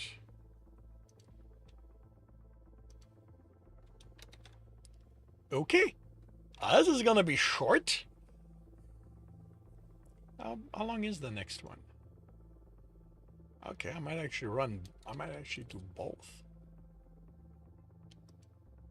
All right, so I will do another chapter. I'm confirming the microphone is on. What just happened here? Why did you add that? That's weird.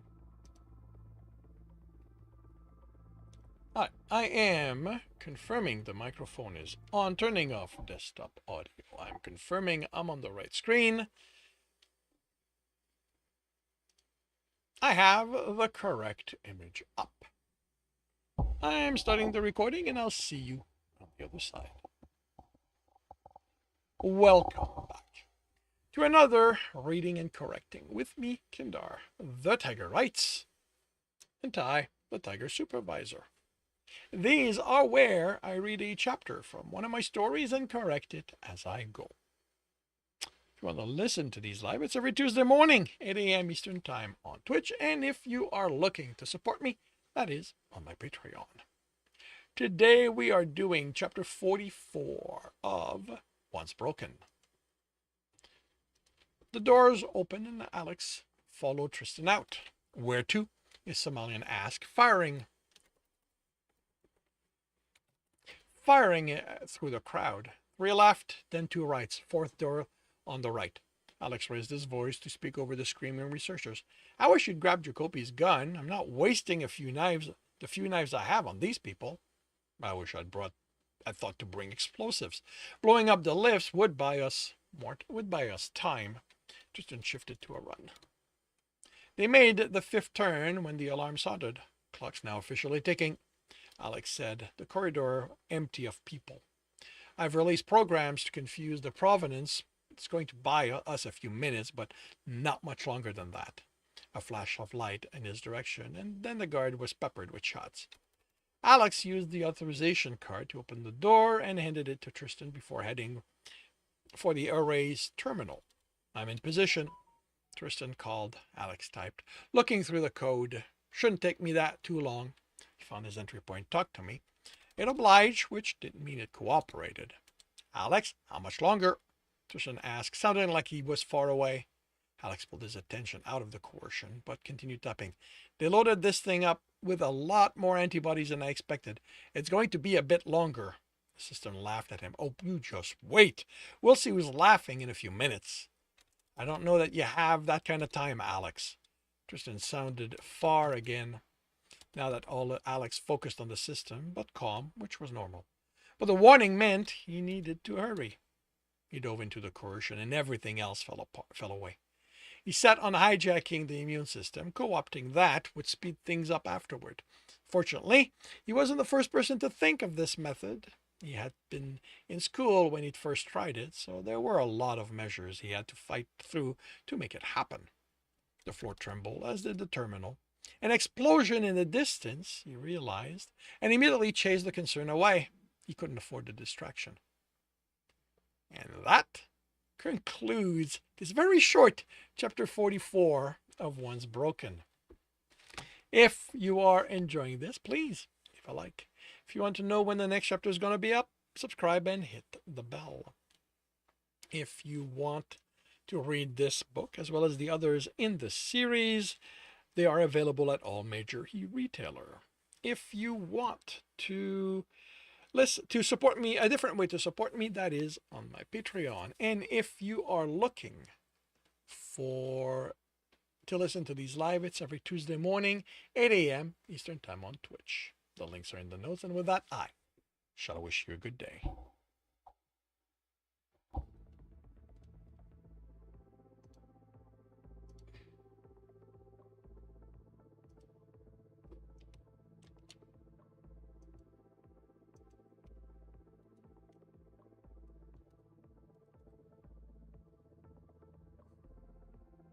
Okay.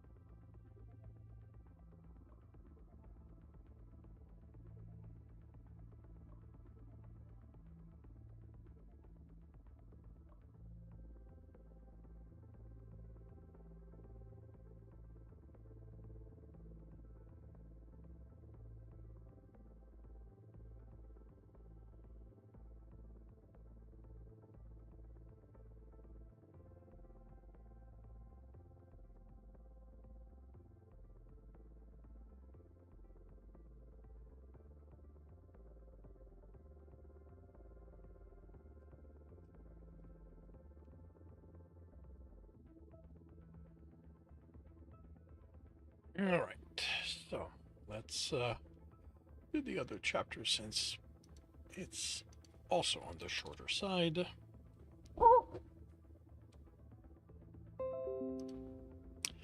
I am confirming the microphone is on. Turning off desktop audio. I am on the correct screen. I have the correct image up. I'm starting the recording and I'll see you on the other side. Welcome back to another reading and correcting with me, Kindar, the Tiger Writes, and Ty, the Tiger Supervisor. These are where I read a chapter from one of my stories and correct it as I go. If you want to listen to these live, it's every Tuesday morning, 8 a.m. Eastern Time on Twitch. And if you're looking to support me, that is, on my Patreon. Today we are doing chapter 45 of Once Broken. The explosion was either directly under the room and a half dozen floor away, Tristan thought, or further off and not so many floors distant. He looked up.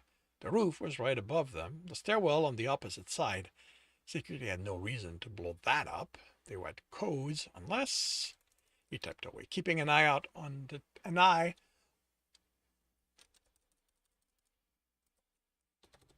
timer, or when he'd have to re-enter the authorization code. At least the delay was a few minutes, enough to do something between each entry, but it also meant that if someone was paying attention, they could realize what Alex was planning and let out a breath.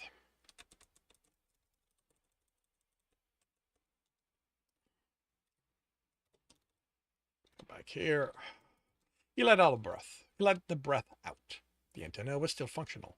This wasn't security preventing the broadcast. Then who? Jacoby? Had he gone to the roof instead of leaving? And did he carry explosives? Tristan hadn't noticed him pocket anything from his armor in the suit to the suit, but there had been a naked Alex, so he'd been distracted. Did they have the bad luck of doing this just as a rival corporation attempted to take over? No, the universe wasn't that nasty. He understood that now. The rebels? They were the most likely party. The priestess might have decided to finally take the fight to the corporation to stop the constant harassment. Regardless, this would give security something other than he and Alex to deal with. He looked up as something slammed against the door. Or maybe not. The door opened and Tristan fired without checking who it was. Security uniformed people backed in, 4 of them firing out of the room. Tristan shot the 4th as she realized the danger on this side of the door closed. For them to have to retreat in here meant the new assault force was heading this way. He had caught them just as they reached the door. It didn't mean they were heading for this room. He looked up, considered cursing the universe, decided to wait until he saw how this turned out. He hated the room, no cover.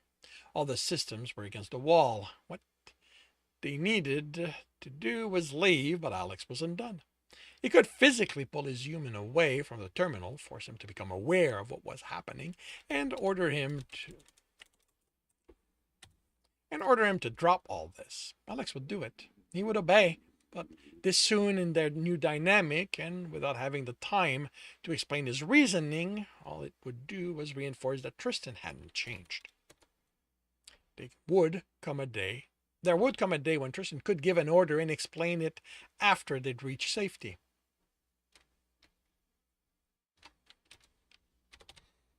And Alex would take it in stride, but it wasn't now. Now he just had to make sure Alex had the time to finish what he was doing and then take part in the fight, if there was anyone left for him to kill. He re-entered the authorization code and a 5-minute timer restarted. That would be plenty of time. He was just going up against a bunch of Somalians with guns and no training. He had a moment of surprise at realizing he had no problem killing Somalians, and the door opened. He fired at the enemy form before noticing heavy armor, or maybe not rebels. Or maybe not rebels. He cranked the power on the gun. As it went, the armored figure turned a helmeted head in his direction, and he could see more behind this one. Instead of firing at him, the armored mech holstered his gun. Had security hired outside help for this? He looked at that guard. They had been fleeing these people, so no. The armored mech stepped in his direction.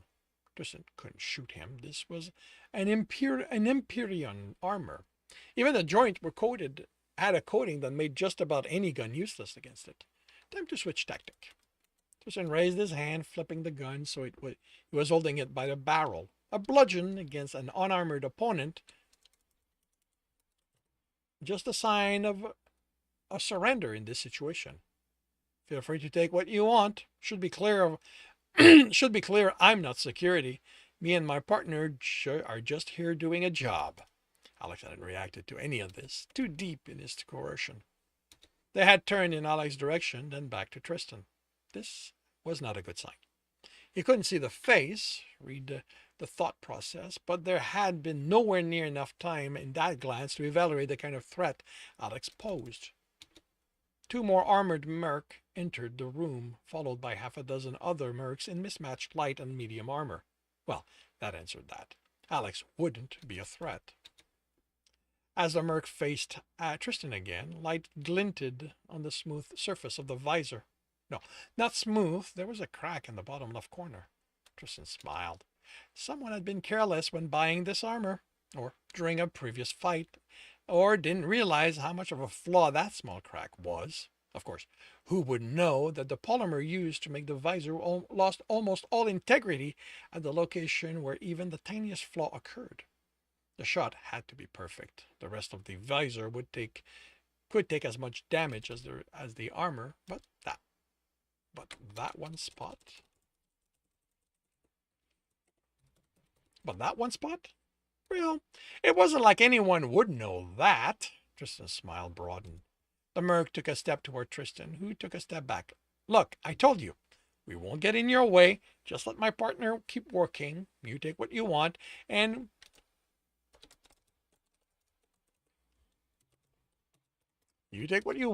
we all leave here happy, right? Like you're after anything here other than me. He considered kissing the universe again as he backed into a console. Console. He was out of space. The merc stopped when he was close enough to grab Tristan. Tristan kept smiling when the merc reached for his arm. Tristan lowered it, flipping the gun and pressing the barrel against the crack. The merc paused. Tristan should have fired, but he could imagine the quizzical expression of the person in the armor. You really should have gone after someone else. The merc took a step back as Tristan fired. The crack became a hole, the rest of the visor spider webbing with more cracks. Blood dripped from the hole as the merc tipped back and fell over. The other mercs stood in place, looking at their dead comrade. Tristan shot 3 of the unarmored ones, his shots going through their light armor as if it was clothing. He reduced the power, knowing he couldn't afford to drain it. The 2 armored mercs were coming at him. He slid against the console away from Alex, killing 2 more before the light on the gun switched to yellow. He was below a quarter power. It didn't matter. He'd changed the odds in his favor. 4 left, plenty of guns lying around for him to use. He could keep them occupied until Alex finished, and more mercs entered the room. You and I are going to have a discussion after this, he promised the universe. The first of the unarmored mechs reached him and got his throat ripped out as a reward. He reached for the man's gun, but the body was pulled away as 2 more replaced him. He punched one, but the other jumped on him, the woman's weight staggering him. He brought the gun between them and fired until she dropped. The indicator was now red. He had 1, maybe 2 shots left in this gun. Unless he dropped the power so low it wouldn't even serve to light the dark. Before he could reach for one, another merc jumped on him, and another one. They weren't bothering to fight him, they were going to pile up on him. With a roar, he threw one off, only to have pain erupt in his knee, making him lose his balance. He tightened the grip on the gun, and no matter what, he couldn't lose that. It was too late for him. He'd known it the moment the mercs flooded the room, but they wanted him alive, which meant he still had a chance. They should have killed him. He ignored the stars when his head hit the floor. His pain wasn't important. He found Alex still working, still unaware of what was happening around him. Tristan smiled. Here's Alex, doing the one thing he did best. He remembered being angry that he couldn't stay aware of what was happening around him in those times. But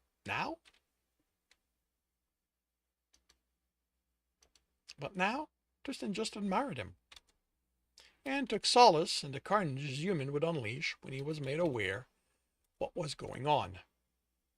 He tried to raise his arm, but there were three of them on it. No, they were not going to take this from him. He screamed as he lifted off the ground, the merc screaming in kind, but out of panic. An armored fist hit his face, but Tristan ignored the stars. Just a little more. Come on. Only a few inches. It was all he needed.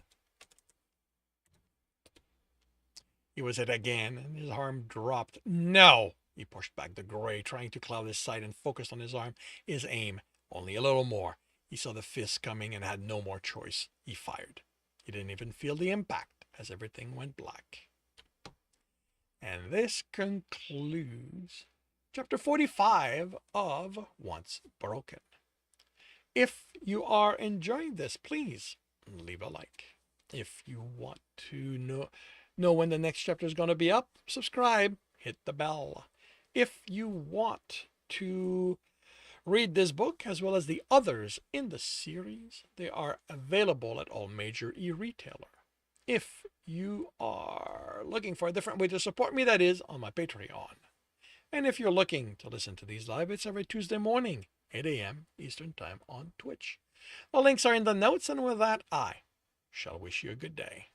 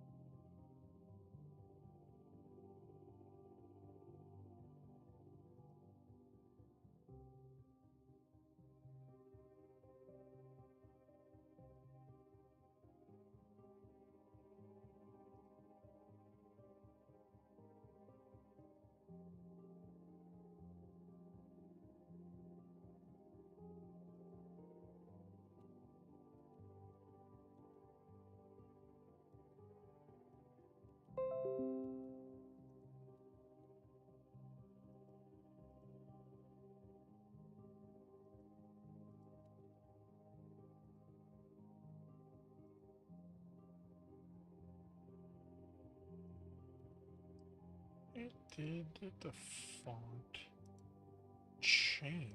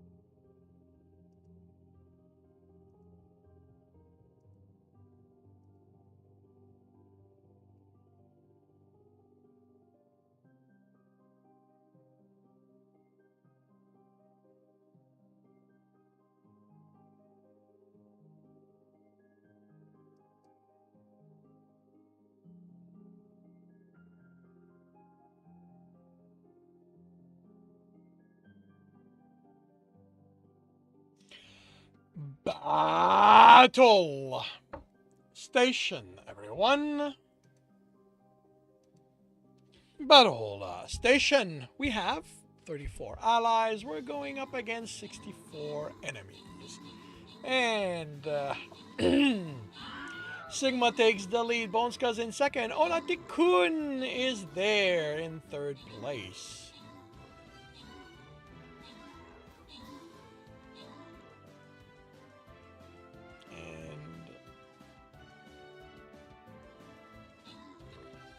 Looks like we're not gonna get to do much until the purple fields cancel out. Although we do have a couple of zombies, so that's there we go, free for all time. Sigma's in first place, Bonska's in second, Fredu is in third. Where are you guys going? And we're about to be done. There we go, we're done. No, yes, we're done. We've won. Sigma OS is in first place, 35 assists. Bonska is in second place, 29 kill, 4 assists. And Fredu is in third, 11 kill, 12 assists. We have gold. Do we have a Dr. Dirt? How about an Onati-kun? There we go. Onati-kun gets gold. And then, sorry, we have a healer that no one is currently claiming. So Big VPT has been healed. And we move on to a very hard battle on the way to the token chest.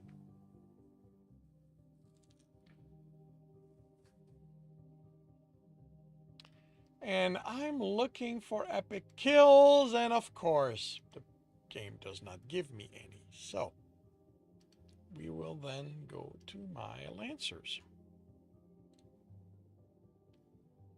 And I'll start here.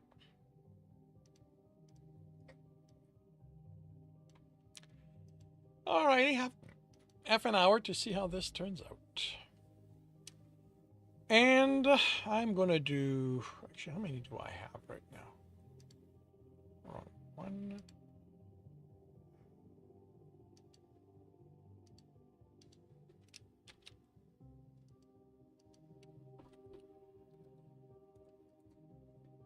1, 2, 3, 4, 5, 6. You know what? I'm going to stop there.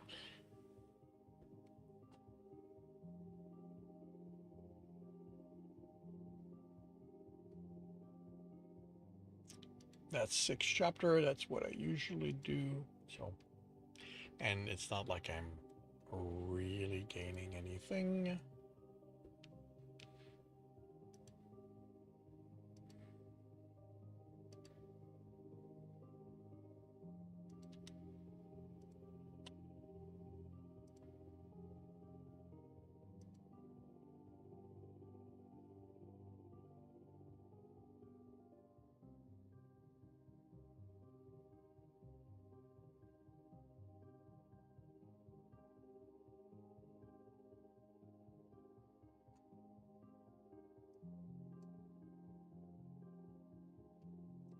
Yeah, the interesting thing is that the series I would like to do read and correct for, going after, once I'm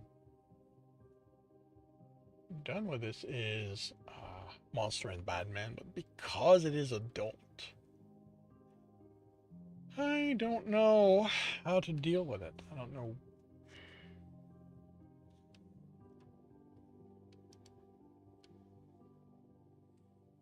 I don't know how to deal with it.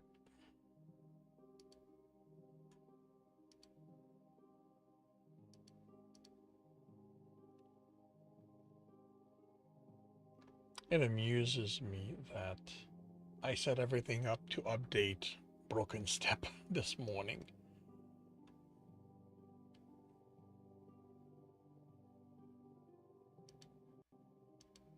Even though it's finished.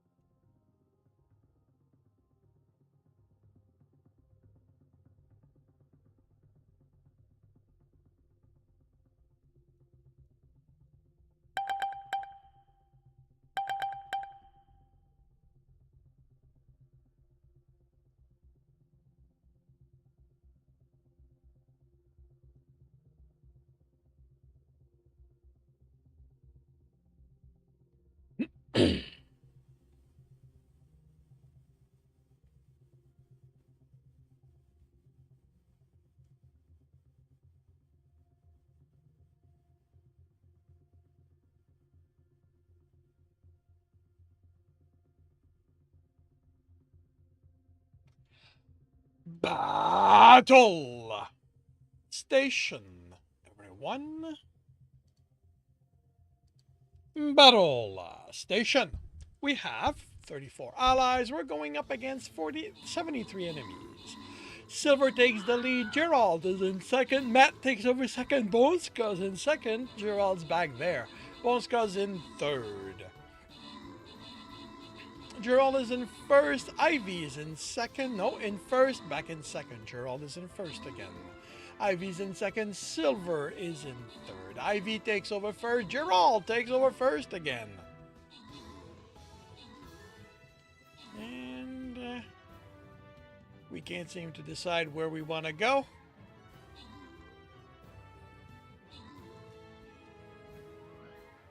But we are getting there. And we are done. We have won. Ivy, not me, is in first place with 24 assists. Gerald McCool is in second place with 18 kill. Mr. Shadowseer makes it the third, 10 kill, 3 assists. We have Lancers. Do we have a Bluer Swede? There we go. Bluer gets their backup. And the Buster is not claimed by anyone. So, Gerald McCool, you get busted. And we move on to another very hard battle on the way to the token chest. I should be able to finish the map today. Alrighty. Of course, no more epics. So, another Lancer for me. And yeah, I'm not going there, so we're going to go here. And in half an hour, we'll see how this turns out.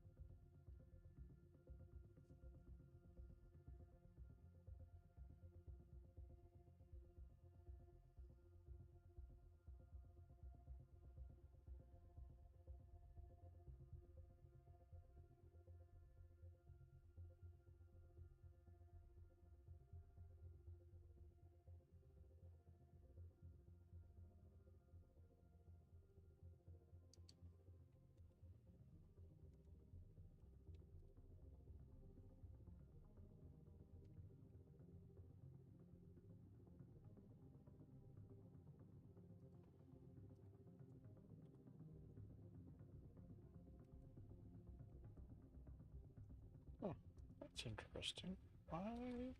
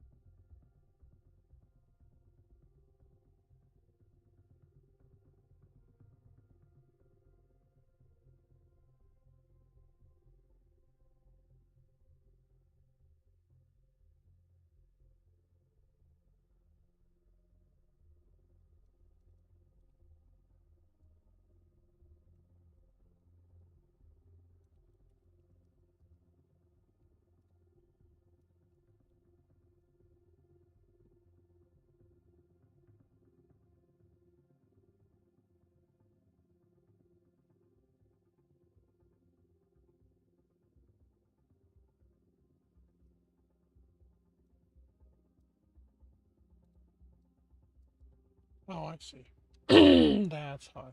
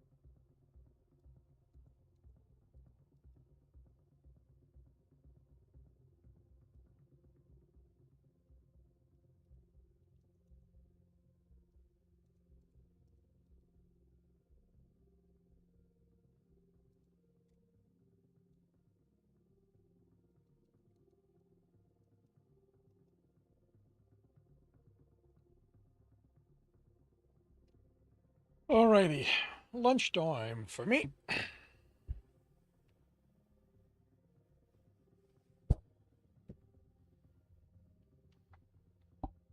I will do my best to return in 20 minutes or so in time to run the battle. Otherwise, I will see you all when I get back from lunch.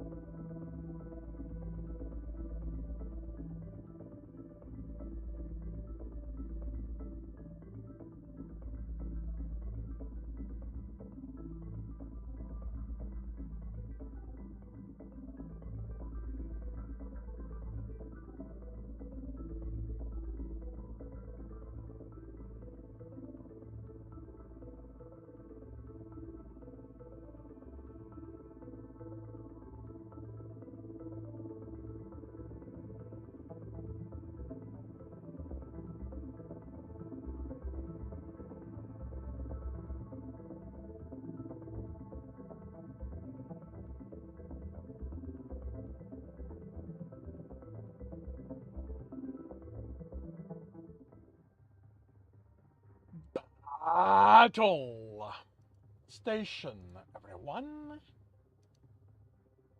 Battle station. We have 36 allies. We're going up against 73 enemies. And we are off.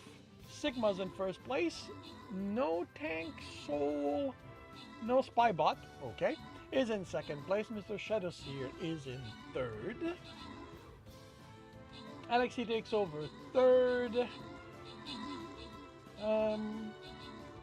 No Tank is now in first. Alex is in second. Sigma is in third. As we slowly travel around to kill everything that moves.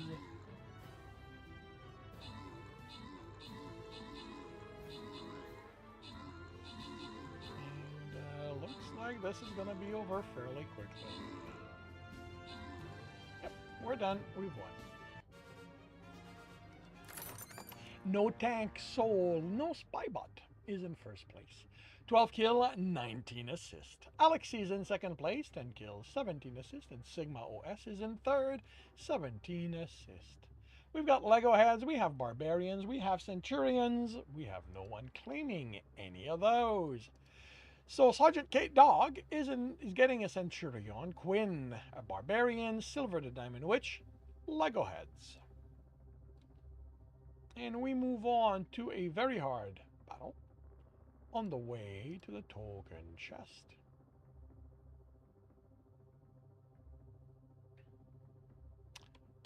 And, okay, we have actual epics. Not a lot of, a little far. I like my epics a little closer, but we'll see what happens. Alrighty, so we'll see what happens when I get back from lunch.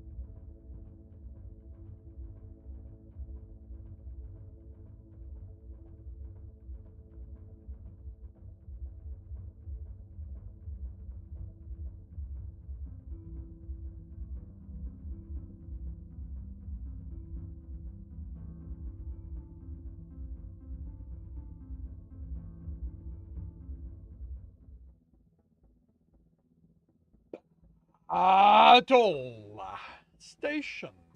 One battle station.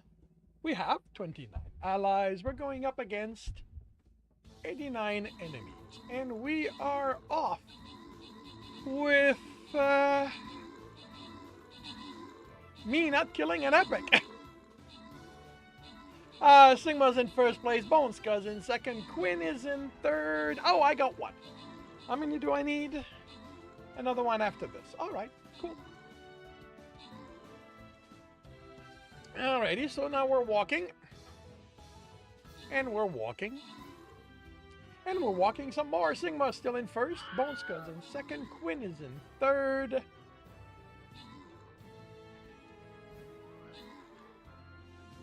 And the enemies are coming to us.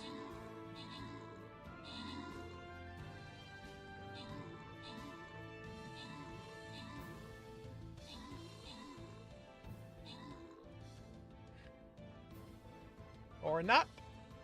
Not anymore. Looks like somebody's got the attention of a... Wow! Who is this? Silver! You have something pretty strong over there, grabbing epics and getting to first place. Sigma's in second, Boneska's in third, and we might actually end this soon. Like, vampire. Okay, yeah, that makes sense. Silver, the Diamond Witch, made it to first place. 28 kill, 14 assist. Sigma OS is in second place with 28 assist. Boneska is in third, 1 kill, 24 assist. We've got gold. Do we have a Dr. Derp? How about an... Oh, actually, no. Where'd that bluer? Bluer gets the gold before Onati Quinn this time. And nobody's claiming the Centurion, so Terensilas will get the Centurion.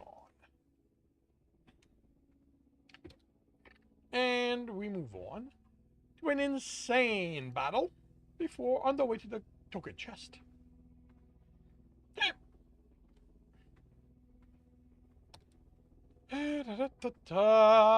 No epics.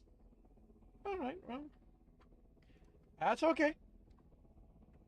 We've got Lancers. And in half an hour, we'll see how this turns out.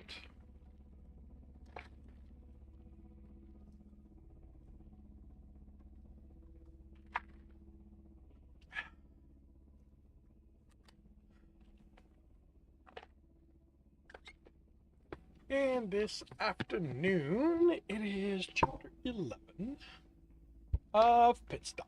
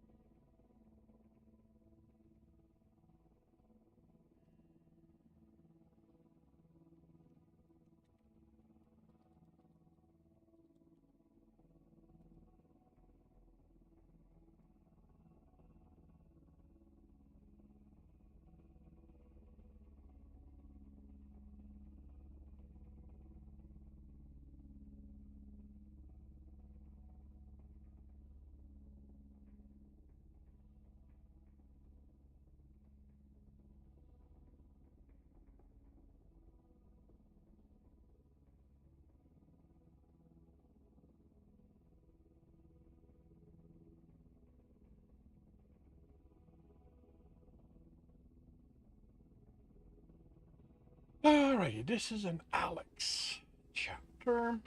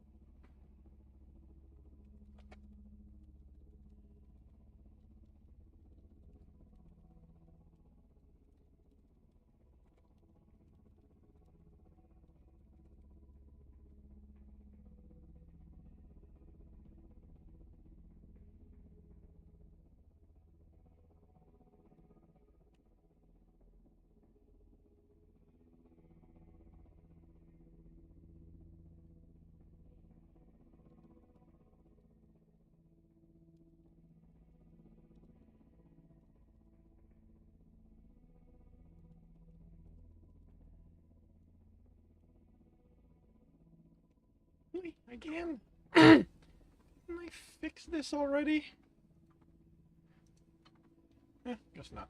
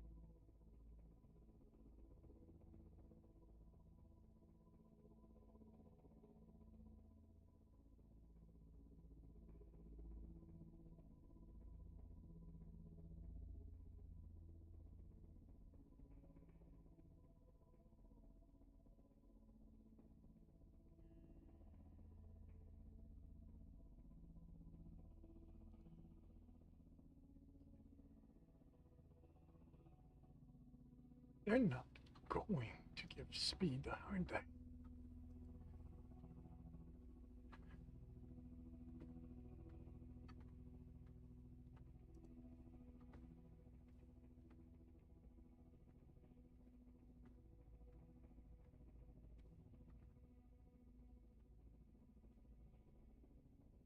we're going to do that, I'm going to have to make up numbers. You're not going to like that.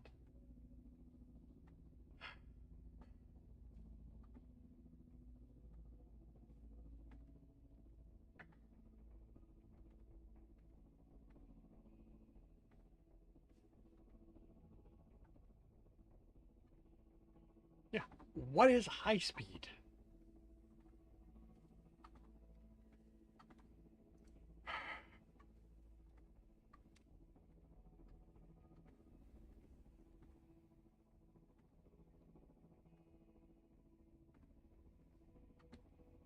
Okay, thank you. May not be recent. Actually, not 2024, so.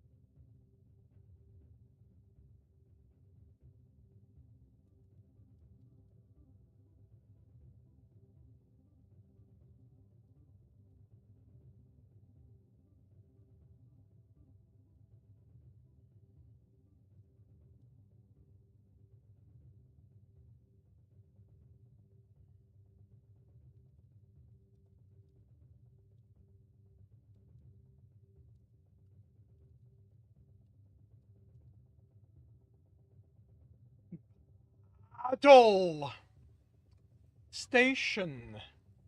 Everyone. Battle station. We have 36 allies. We're going up against 93 enemies. Crispy Prop is in first place. Quinn is in second. Satoru is in third. Quinn takes over third. Purple Zane jumps to first. Crispy Prop is in second. Crispy Prop is being ignored. Lucky them. And killing a lot of stuff. But we're clearing up behind them. Crispy is now in first place. Purple Zane is in second. Quinn is in third. And I'm surprised if Vadine is just making it to third place, but we're done. We have won. Crispy Prop is in first place. 40 kills. Purple Zane is in second place, 23 assists, and Evadine is in third, 20 kills. We have Musketeers and Lego Heads, neither of which are currently claimed by anyone. So, Baragi, son of Odin, gets the Musketeers. Virtual Lou gets the Lego Heads. And we move on to an insane battle before the token chest.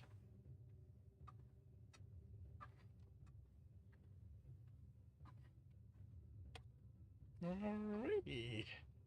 And it is time for my Orc Slayer. Well, we'll see what happens. Maybe I can get my last epic this way.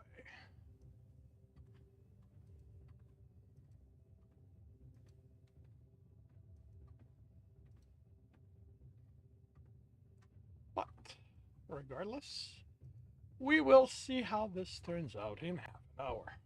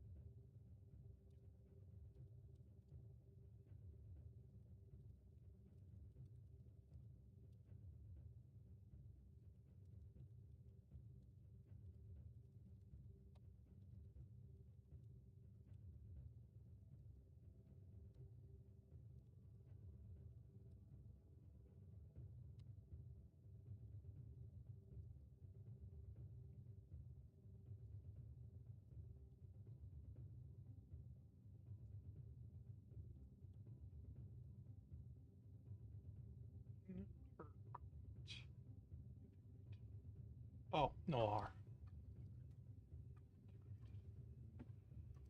R.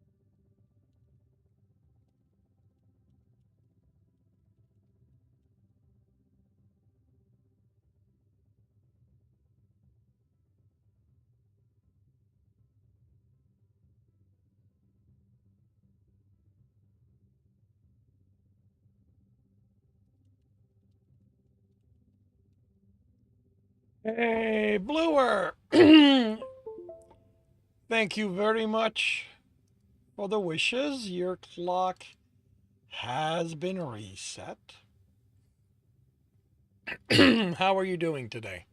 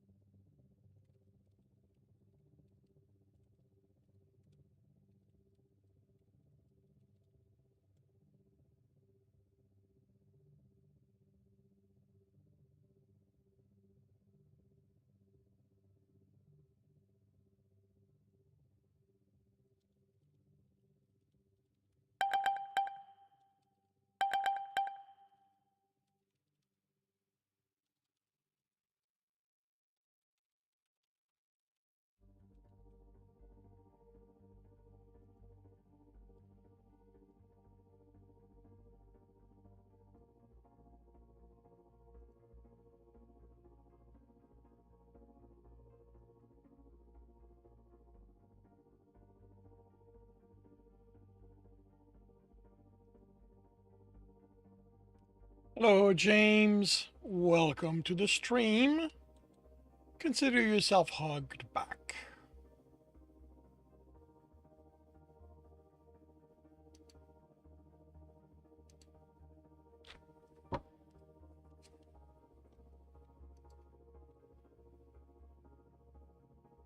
Congratulations.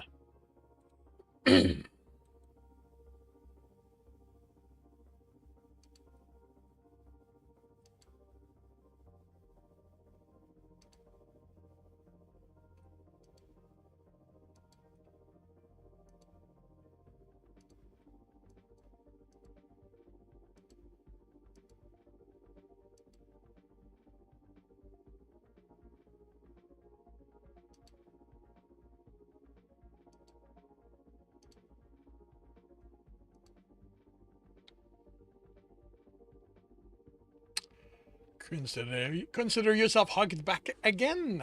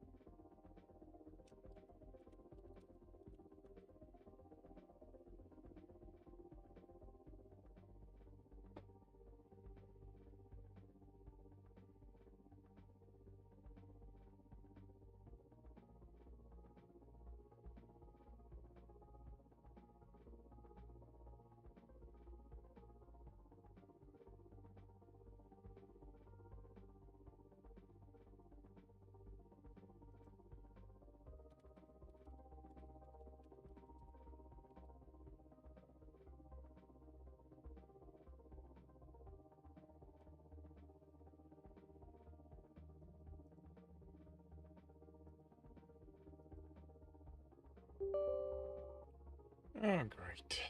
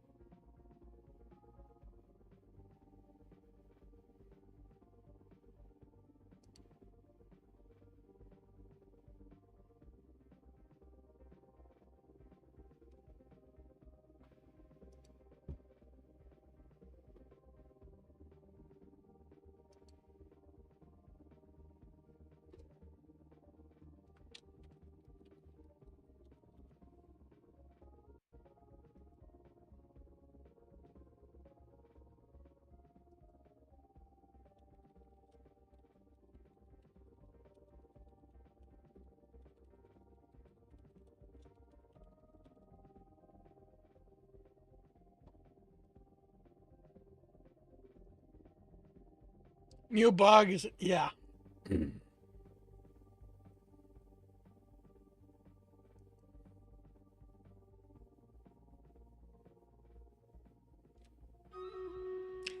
Yeah, and the battle's not gonna start right now.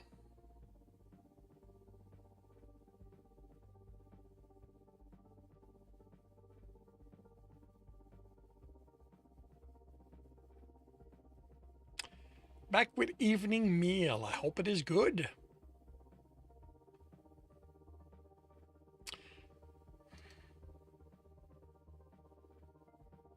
All right, let's risk this.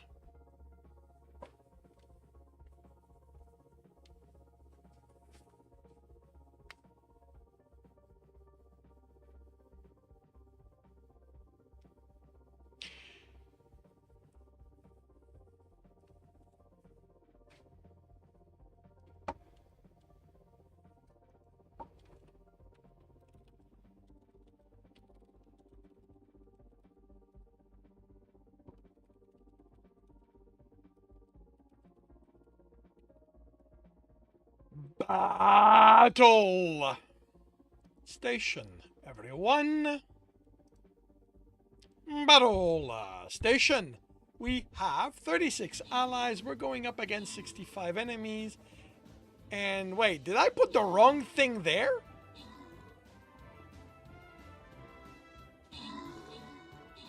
Wait, what? Could have sworn I put the speed thing here. Anyway, Helpful Onions in first place. Kane is in second. Kane killed an epic. I killed an epic. Good, and my quest is done. Purple Zane is in first. Nursing Geek is in second. No Tank is in third. And we are going to be clearing this pretty soon. There we go. We're done. we've won. Nursing Geek is in first place, 9 kill. Holy cow, did I kill a lot of stuff. Nursing Geek is in first place, 9 kill, 3 assists. Purple Zane is in second place, 3 kill, 5 assists. No Thank Soul, no Spy Butt is in third, 3 kill, tied with Helpful Onion. We have Lego Heads, we've got Vampires, we have Shinobis, we have no one claiming any of those. So, Satoru gets the Shinobi, Mogalin has been bitten.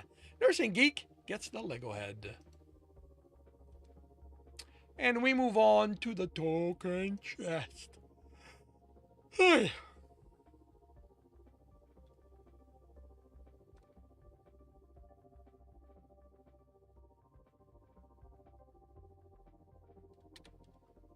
Alrighty, let's clear this.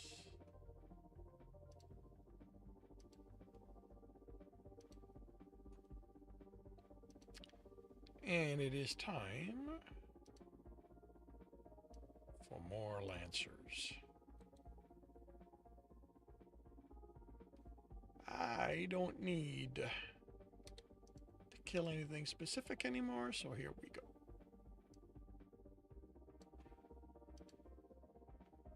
And in half an hour, we'll see how this turns out.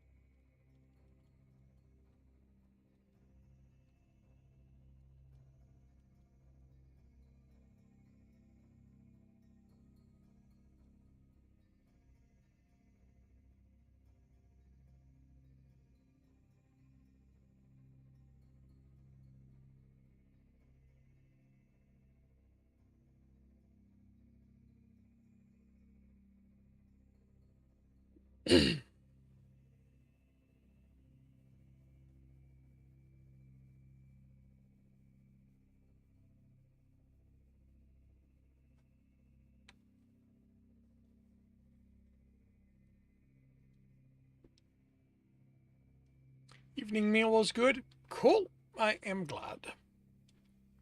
Enjoyed the lurk, James.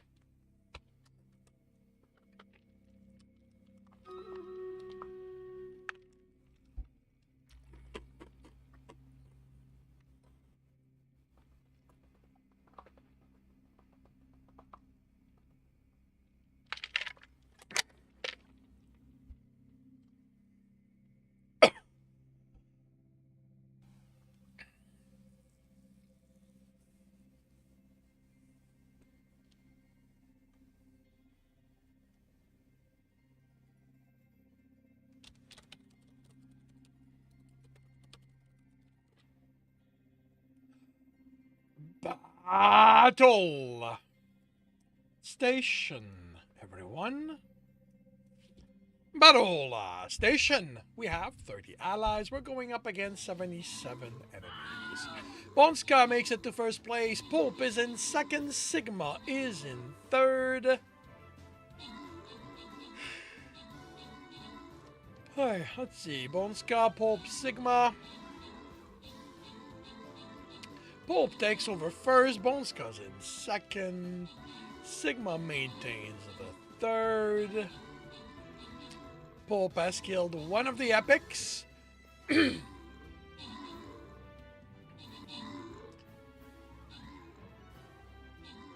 Looks like the last of the epics will be the last set. Oh, no, we still have a few to kill. There we go, we're done. We've won. Silver killed the last epic. Pulp Grill is in first place, 22 kill, 4 assist.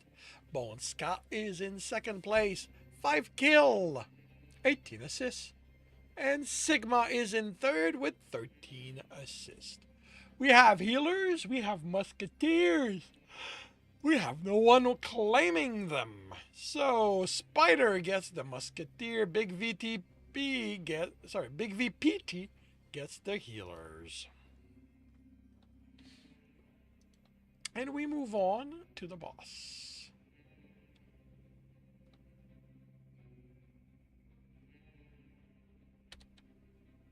Alrighty, Lancers again.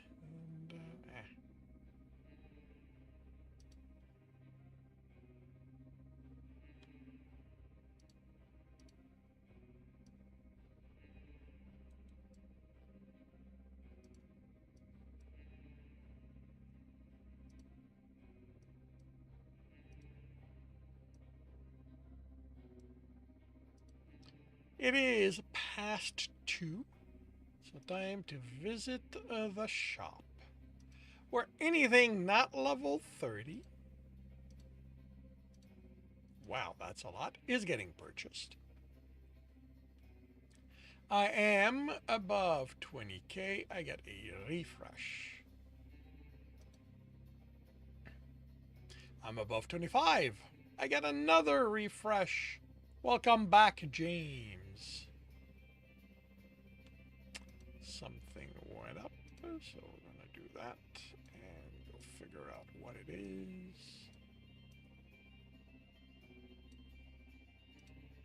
Ooh, my Lancer's about to hit 30.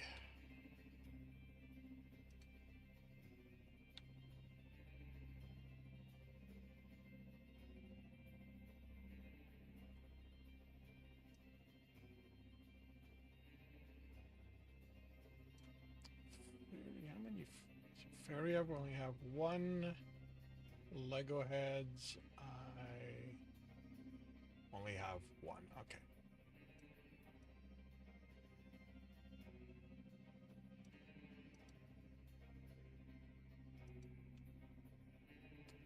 Alrighty, so half an hour to see how this turns out. And to visit the viewer side, where anything level 1, not level 1, is getting purchased. 50k, I get a refresh.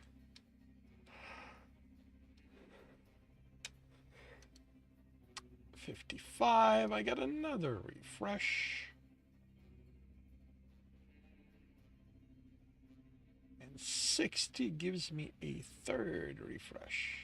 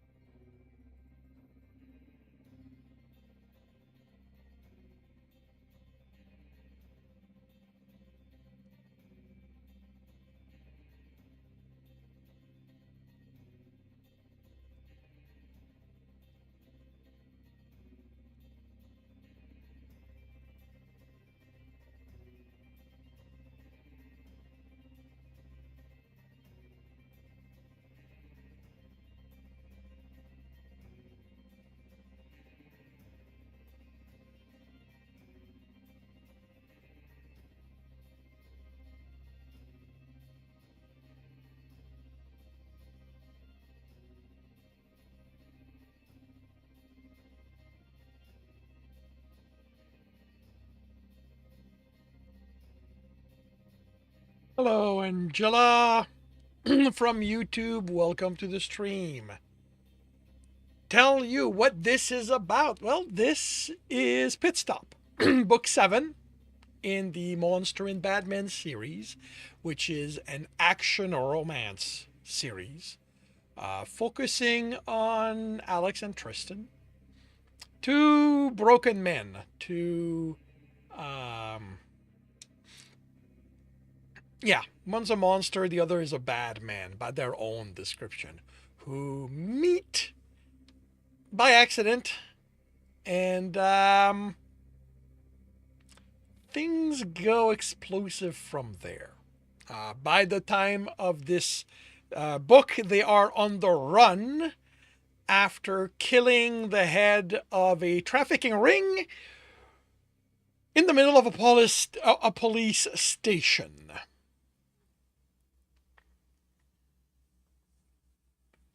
And they now have bounty hunters after them, the law. And after the last shootout with a bunch of bounty hunters, their RV broke down, and the mechanic shop where they ended up getting it where they are getting it repaired has some oddities. And the two of them, being who they are, can't really leave well enough alone.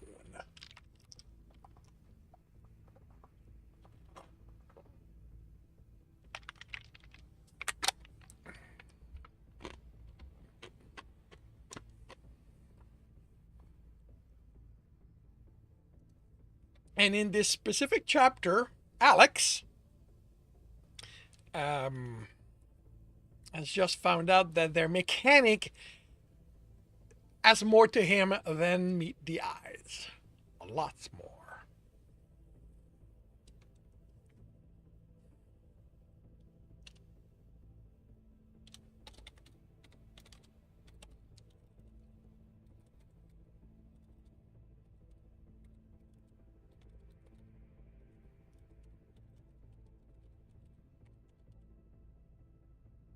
Sounds like you write stories for kids. Very cool. Very cool. My stories are for an older audience. The youngest I would be willing to let I have one series, 3 books, a trilogy, that I would be willing to hand over to somebody who's about 14 years old. But nothing below that. And yeah, I don't, yeah, my audience is more mature. That my target audience. Well, I'm my target audience, so by definition, I'm way more. Okay, yeah, I'm told I'm more mature than children.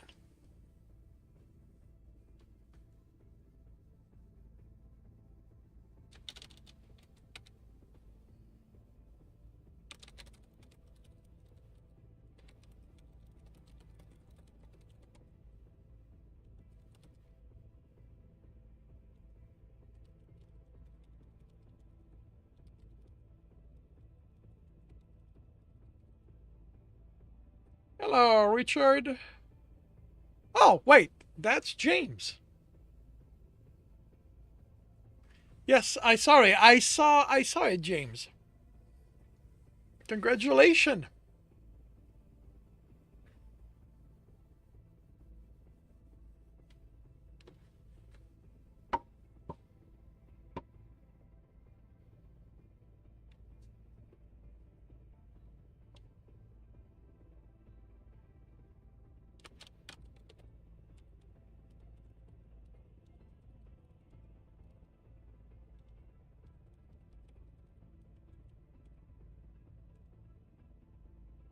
In poem mode, very cool.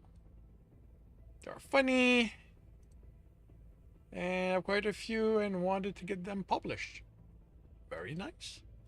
Are you thinking of going the self-publishing route or looking for a publisher?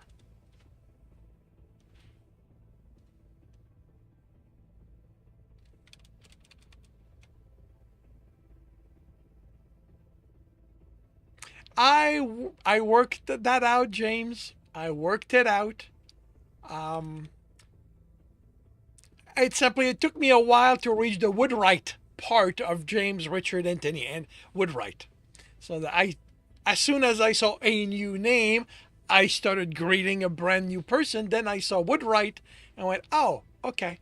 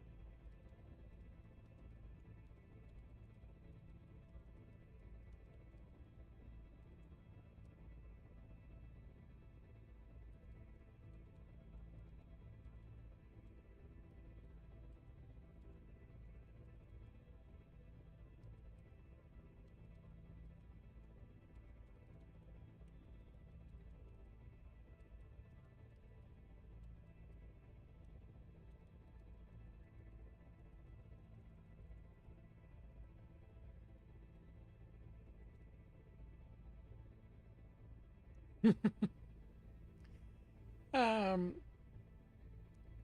Not sure which one to choose. What would be you say is best? Um, I am a proponent of self-publishing. The primary reason is that the stuff I write, no traditional publisher would touch it. I am very niche, and within those niche, I'm also niche. I don't really have the knowledge. Like I I consider self-publishing simple, practical, and it keeps me in control of everything.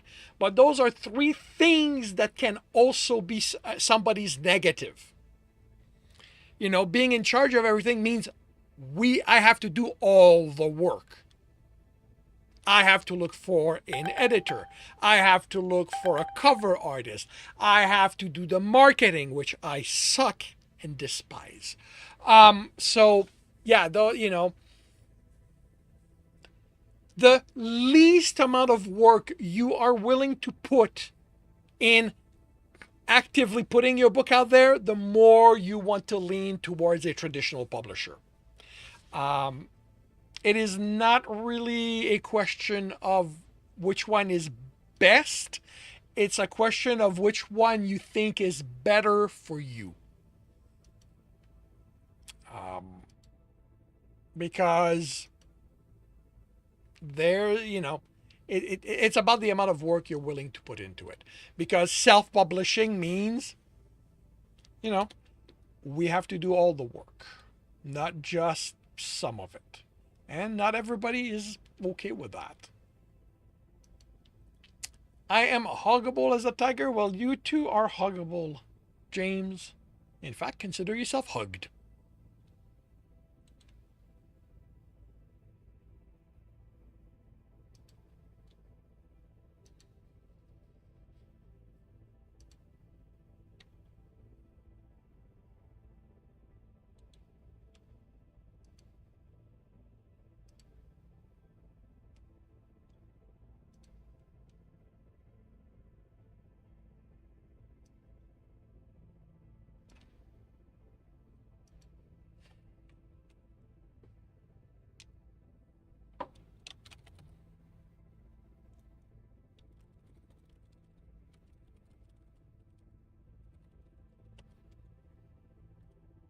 Thank you for the advice. You're retired now, and the days are a bit boring.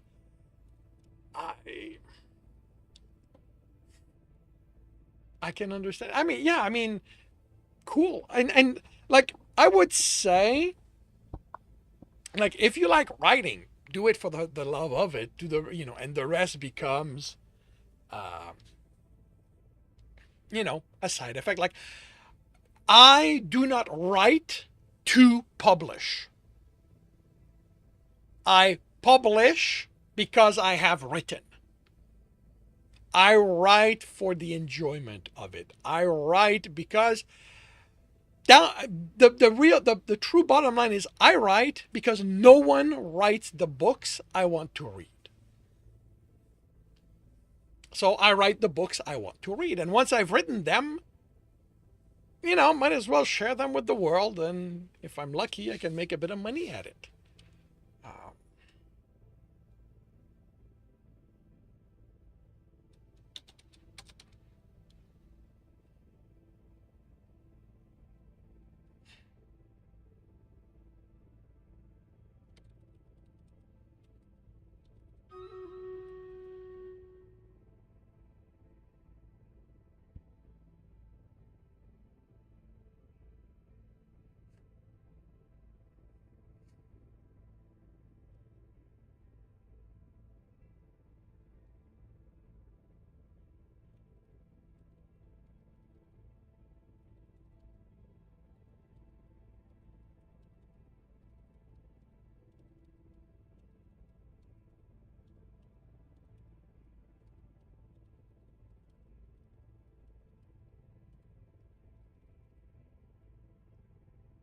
Battle station, everyone.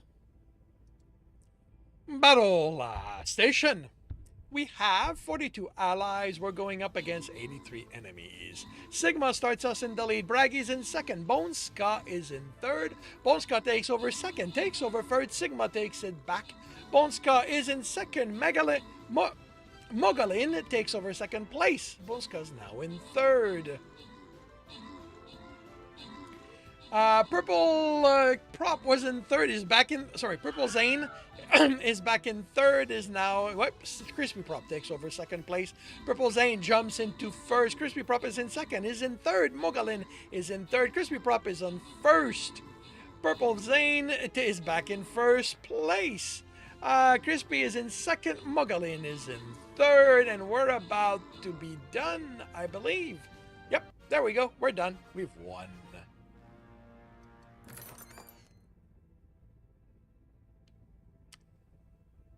Braggy, son of Odin, is in first place. 6 kill, 11 assist. Purple Zane is in second place with 16 kill, and Mogalin is in third, 7 kill, 9 assist. We have Berserkers, we have Flying Rogues. We have no one claiming either of them. So, Lucifer gets Flying Rogue. Derbogenball goes Berserk. And we move on to me collecting scrolls and us starting a new map where, you're not fooling me this time. So we are going to start for the last battle of the day, an easy one. We will have gold, scroll, skin, and the boss. The rest will be tomorrow. And more Lancers for me. Alrighty, so we're going to start here. And in half an hour, we will see how this turns out. I write because I have a nephew to feed. Well, I write so I can accumulate critics and feed them to you. Is it okay if you send a verse? Yeah, sure. You are welcome to send a verse my way.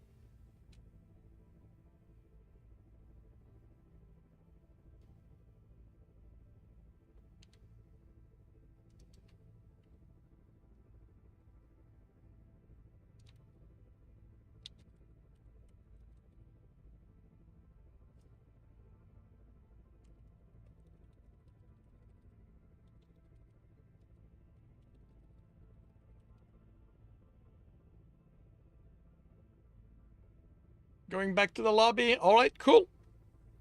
I hope your writing goes well. I will be writing there since it's still April. So I shall see you when I get there.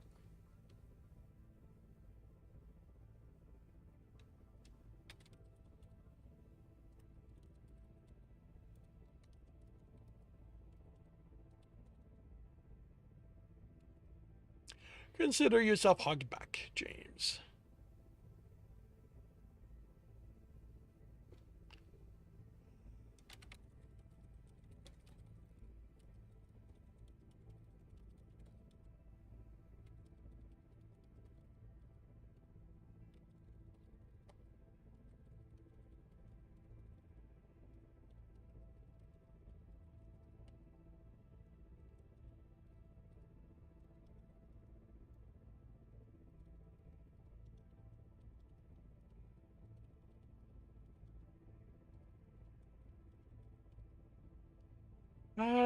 Bubbles are a very strange bunch. They eat bugs, custard for lunch. Their hair is tall and in a bunch, and when they walk, their toes go do crunch. Cool.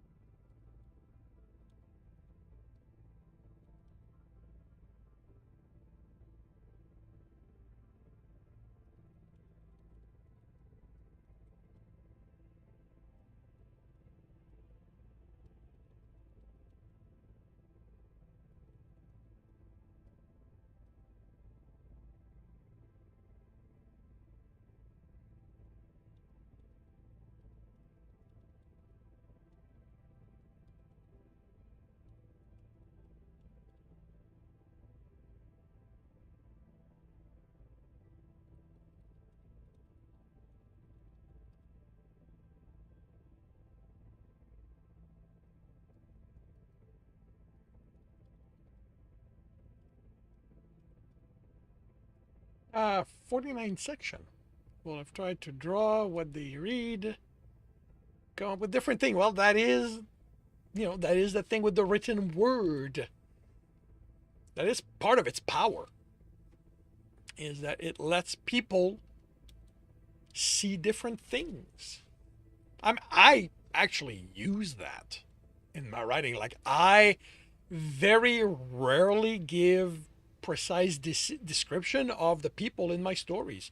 I will give the trait that I find are important, and the rest I leave to the reader. To I also find that it's easier to leave, especially in places where a romantic aspect is there, because I need to convince the reader that the person being described is very appealing. The thing is, because we all have different taste, the more precise I am in what they look like, the better the odds get that that will not fit many people's preference. So by keeping things vague, they get to fill in the blanks the way they like. And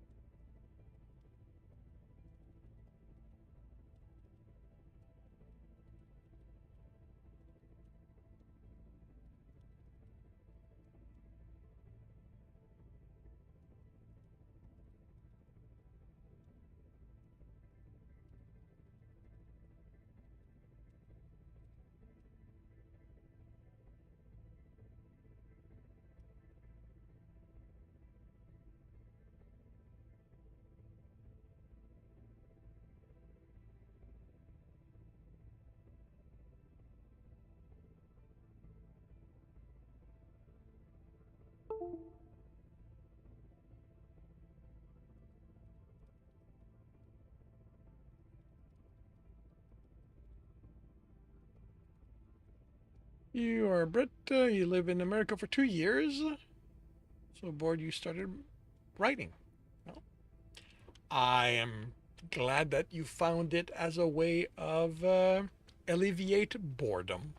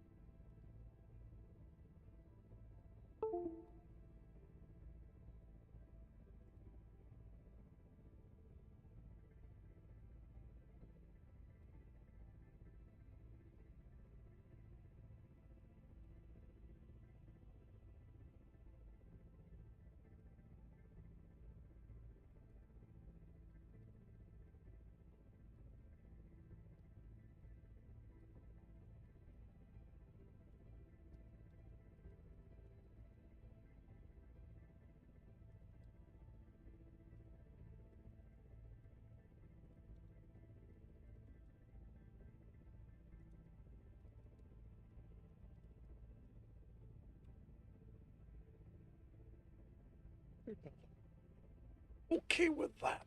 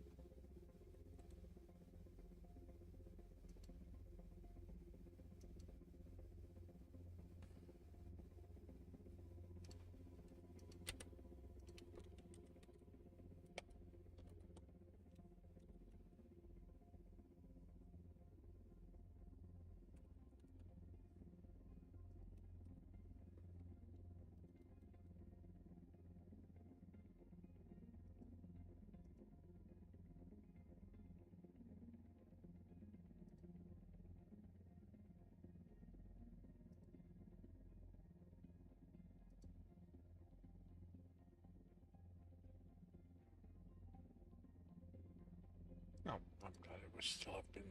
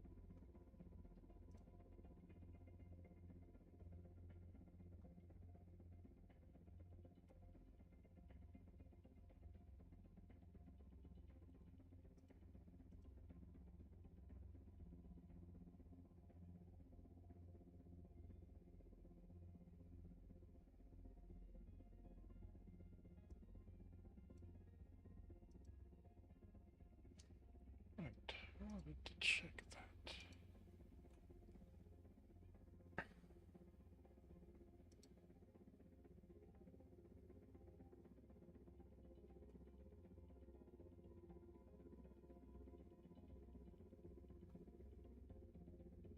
Okay, so yeah, Patreon's not included in there.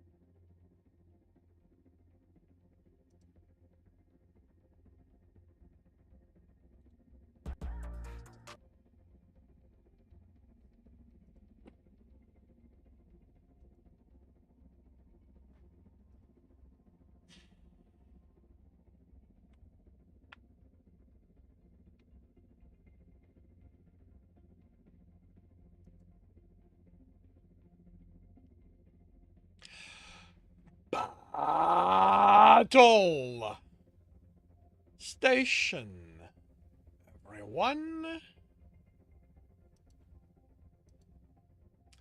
Battle station. We have 44 allies. We are going up against 30 enemies. And we are off with Sigma in first place, Bones Cousin second, Evadine is in third.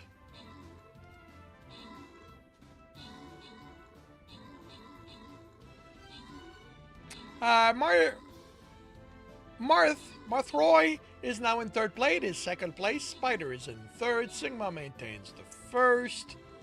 We are... okay, we've got a few enemies we still need to catch up to. Although we may not need to reach them because there's a couple of people there and they're dealt with. We're done. We've won. Sigma OS is in first place with 20 assists. Spider is in second place, 8 kills, and Loyally is in third, 7 kills. We have archers, we have flag bearers, we have no one currently claiming either of those. So, Thailand Silas has been shot. No, gets archers. Shohorn waves the flag. And that brings the battling for an end to an end for the day. Tomorrow morning, 7:30 a.m. Eastern Time, placement will start for an easy battle. We will have gold, scroll, skin, and then the boss. I hope to see you then. And with my writing done, I will bring the stream to an end with a raid to the Game of Tome, as it is that month. I will be back tomorrow morning, 8 a.m. Eastern Time. I will be working on Stepping Wild, and in the afternoon, Desperate Treatment. I hope to see you then. If I do not, I hope you have yourself a good week, a good weekend when it arrives, and I will see you when I see you.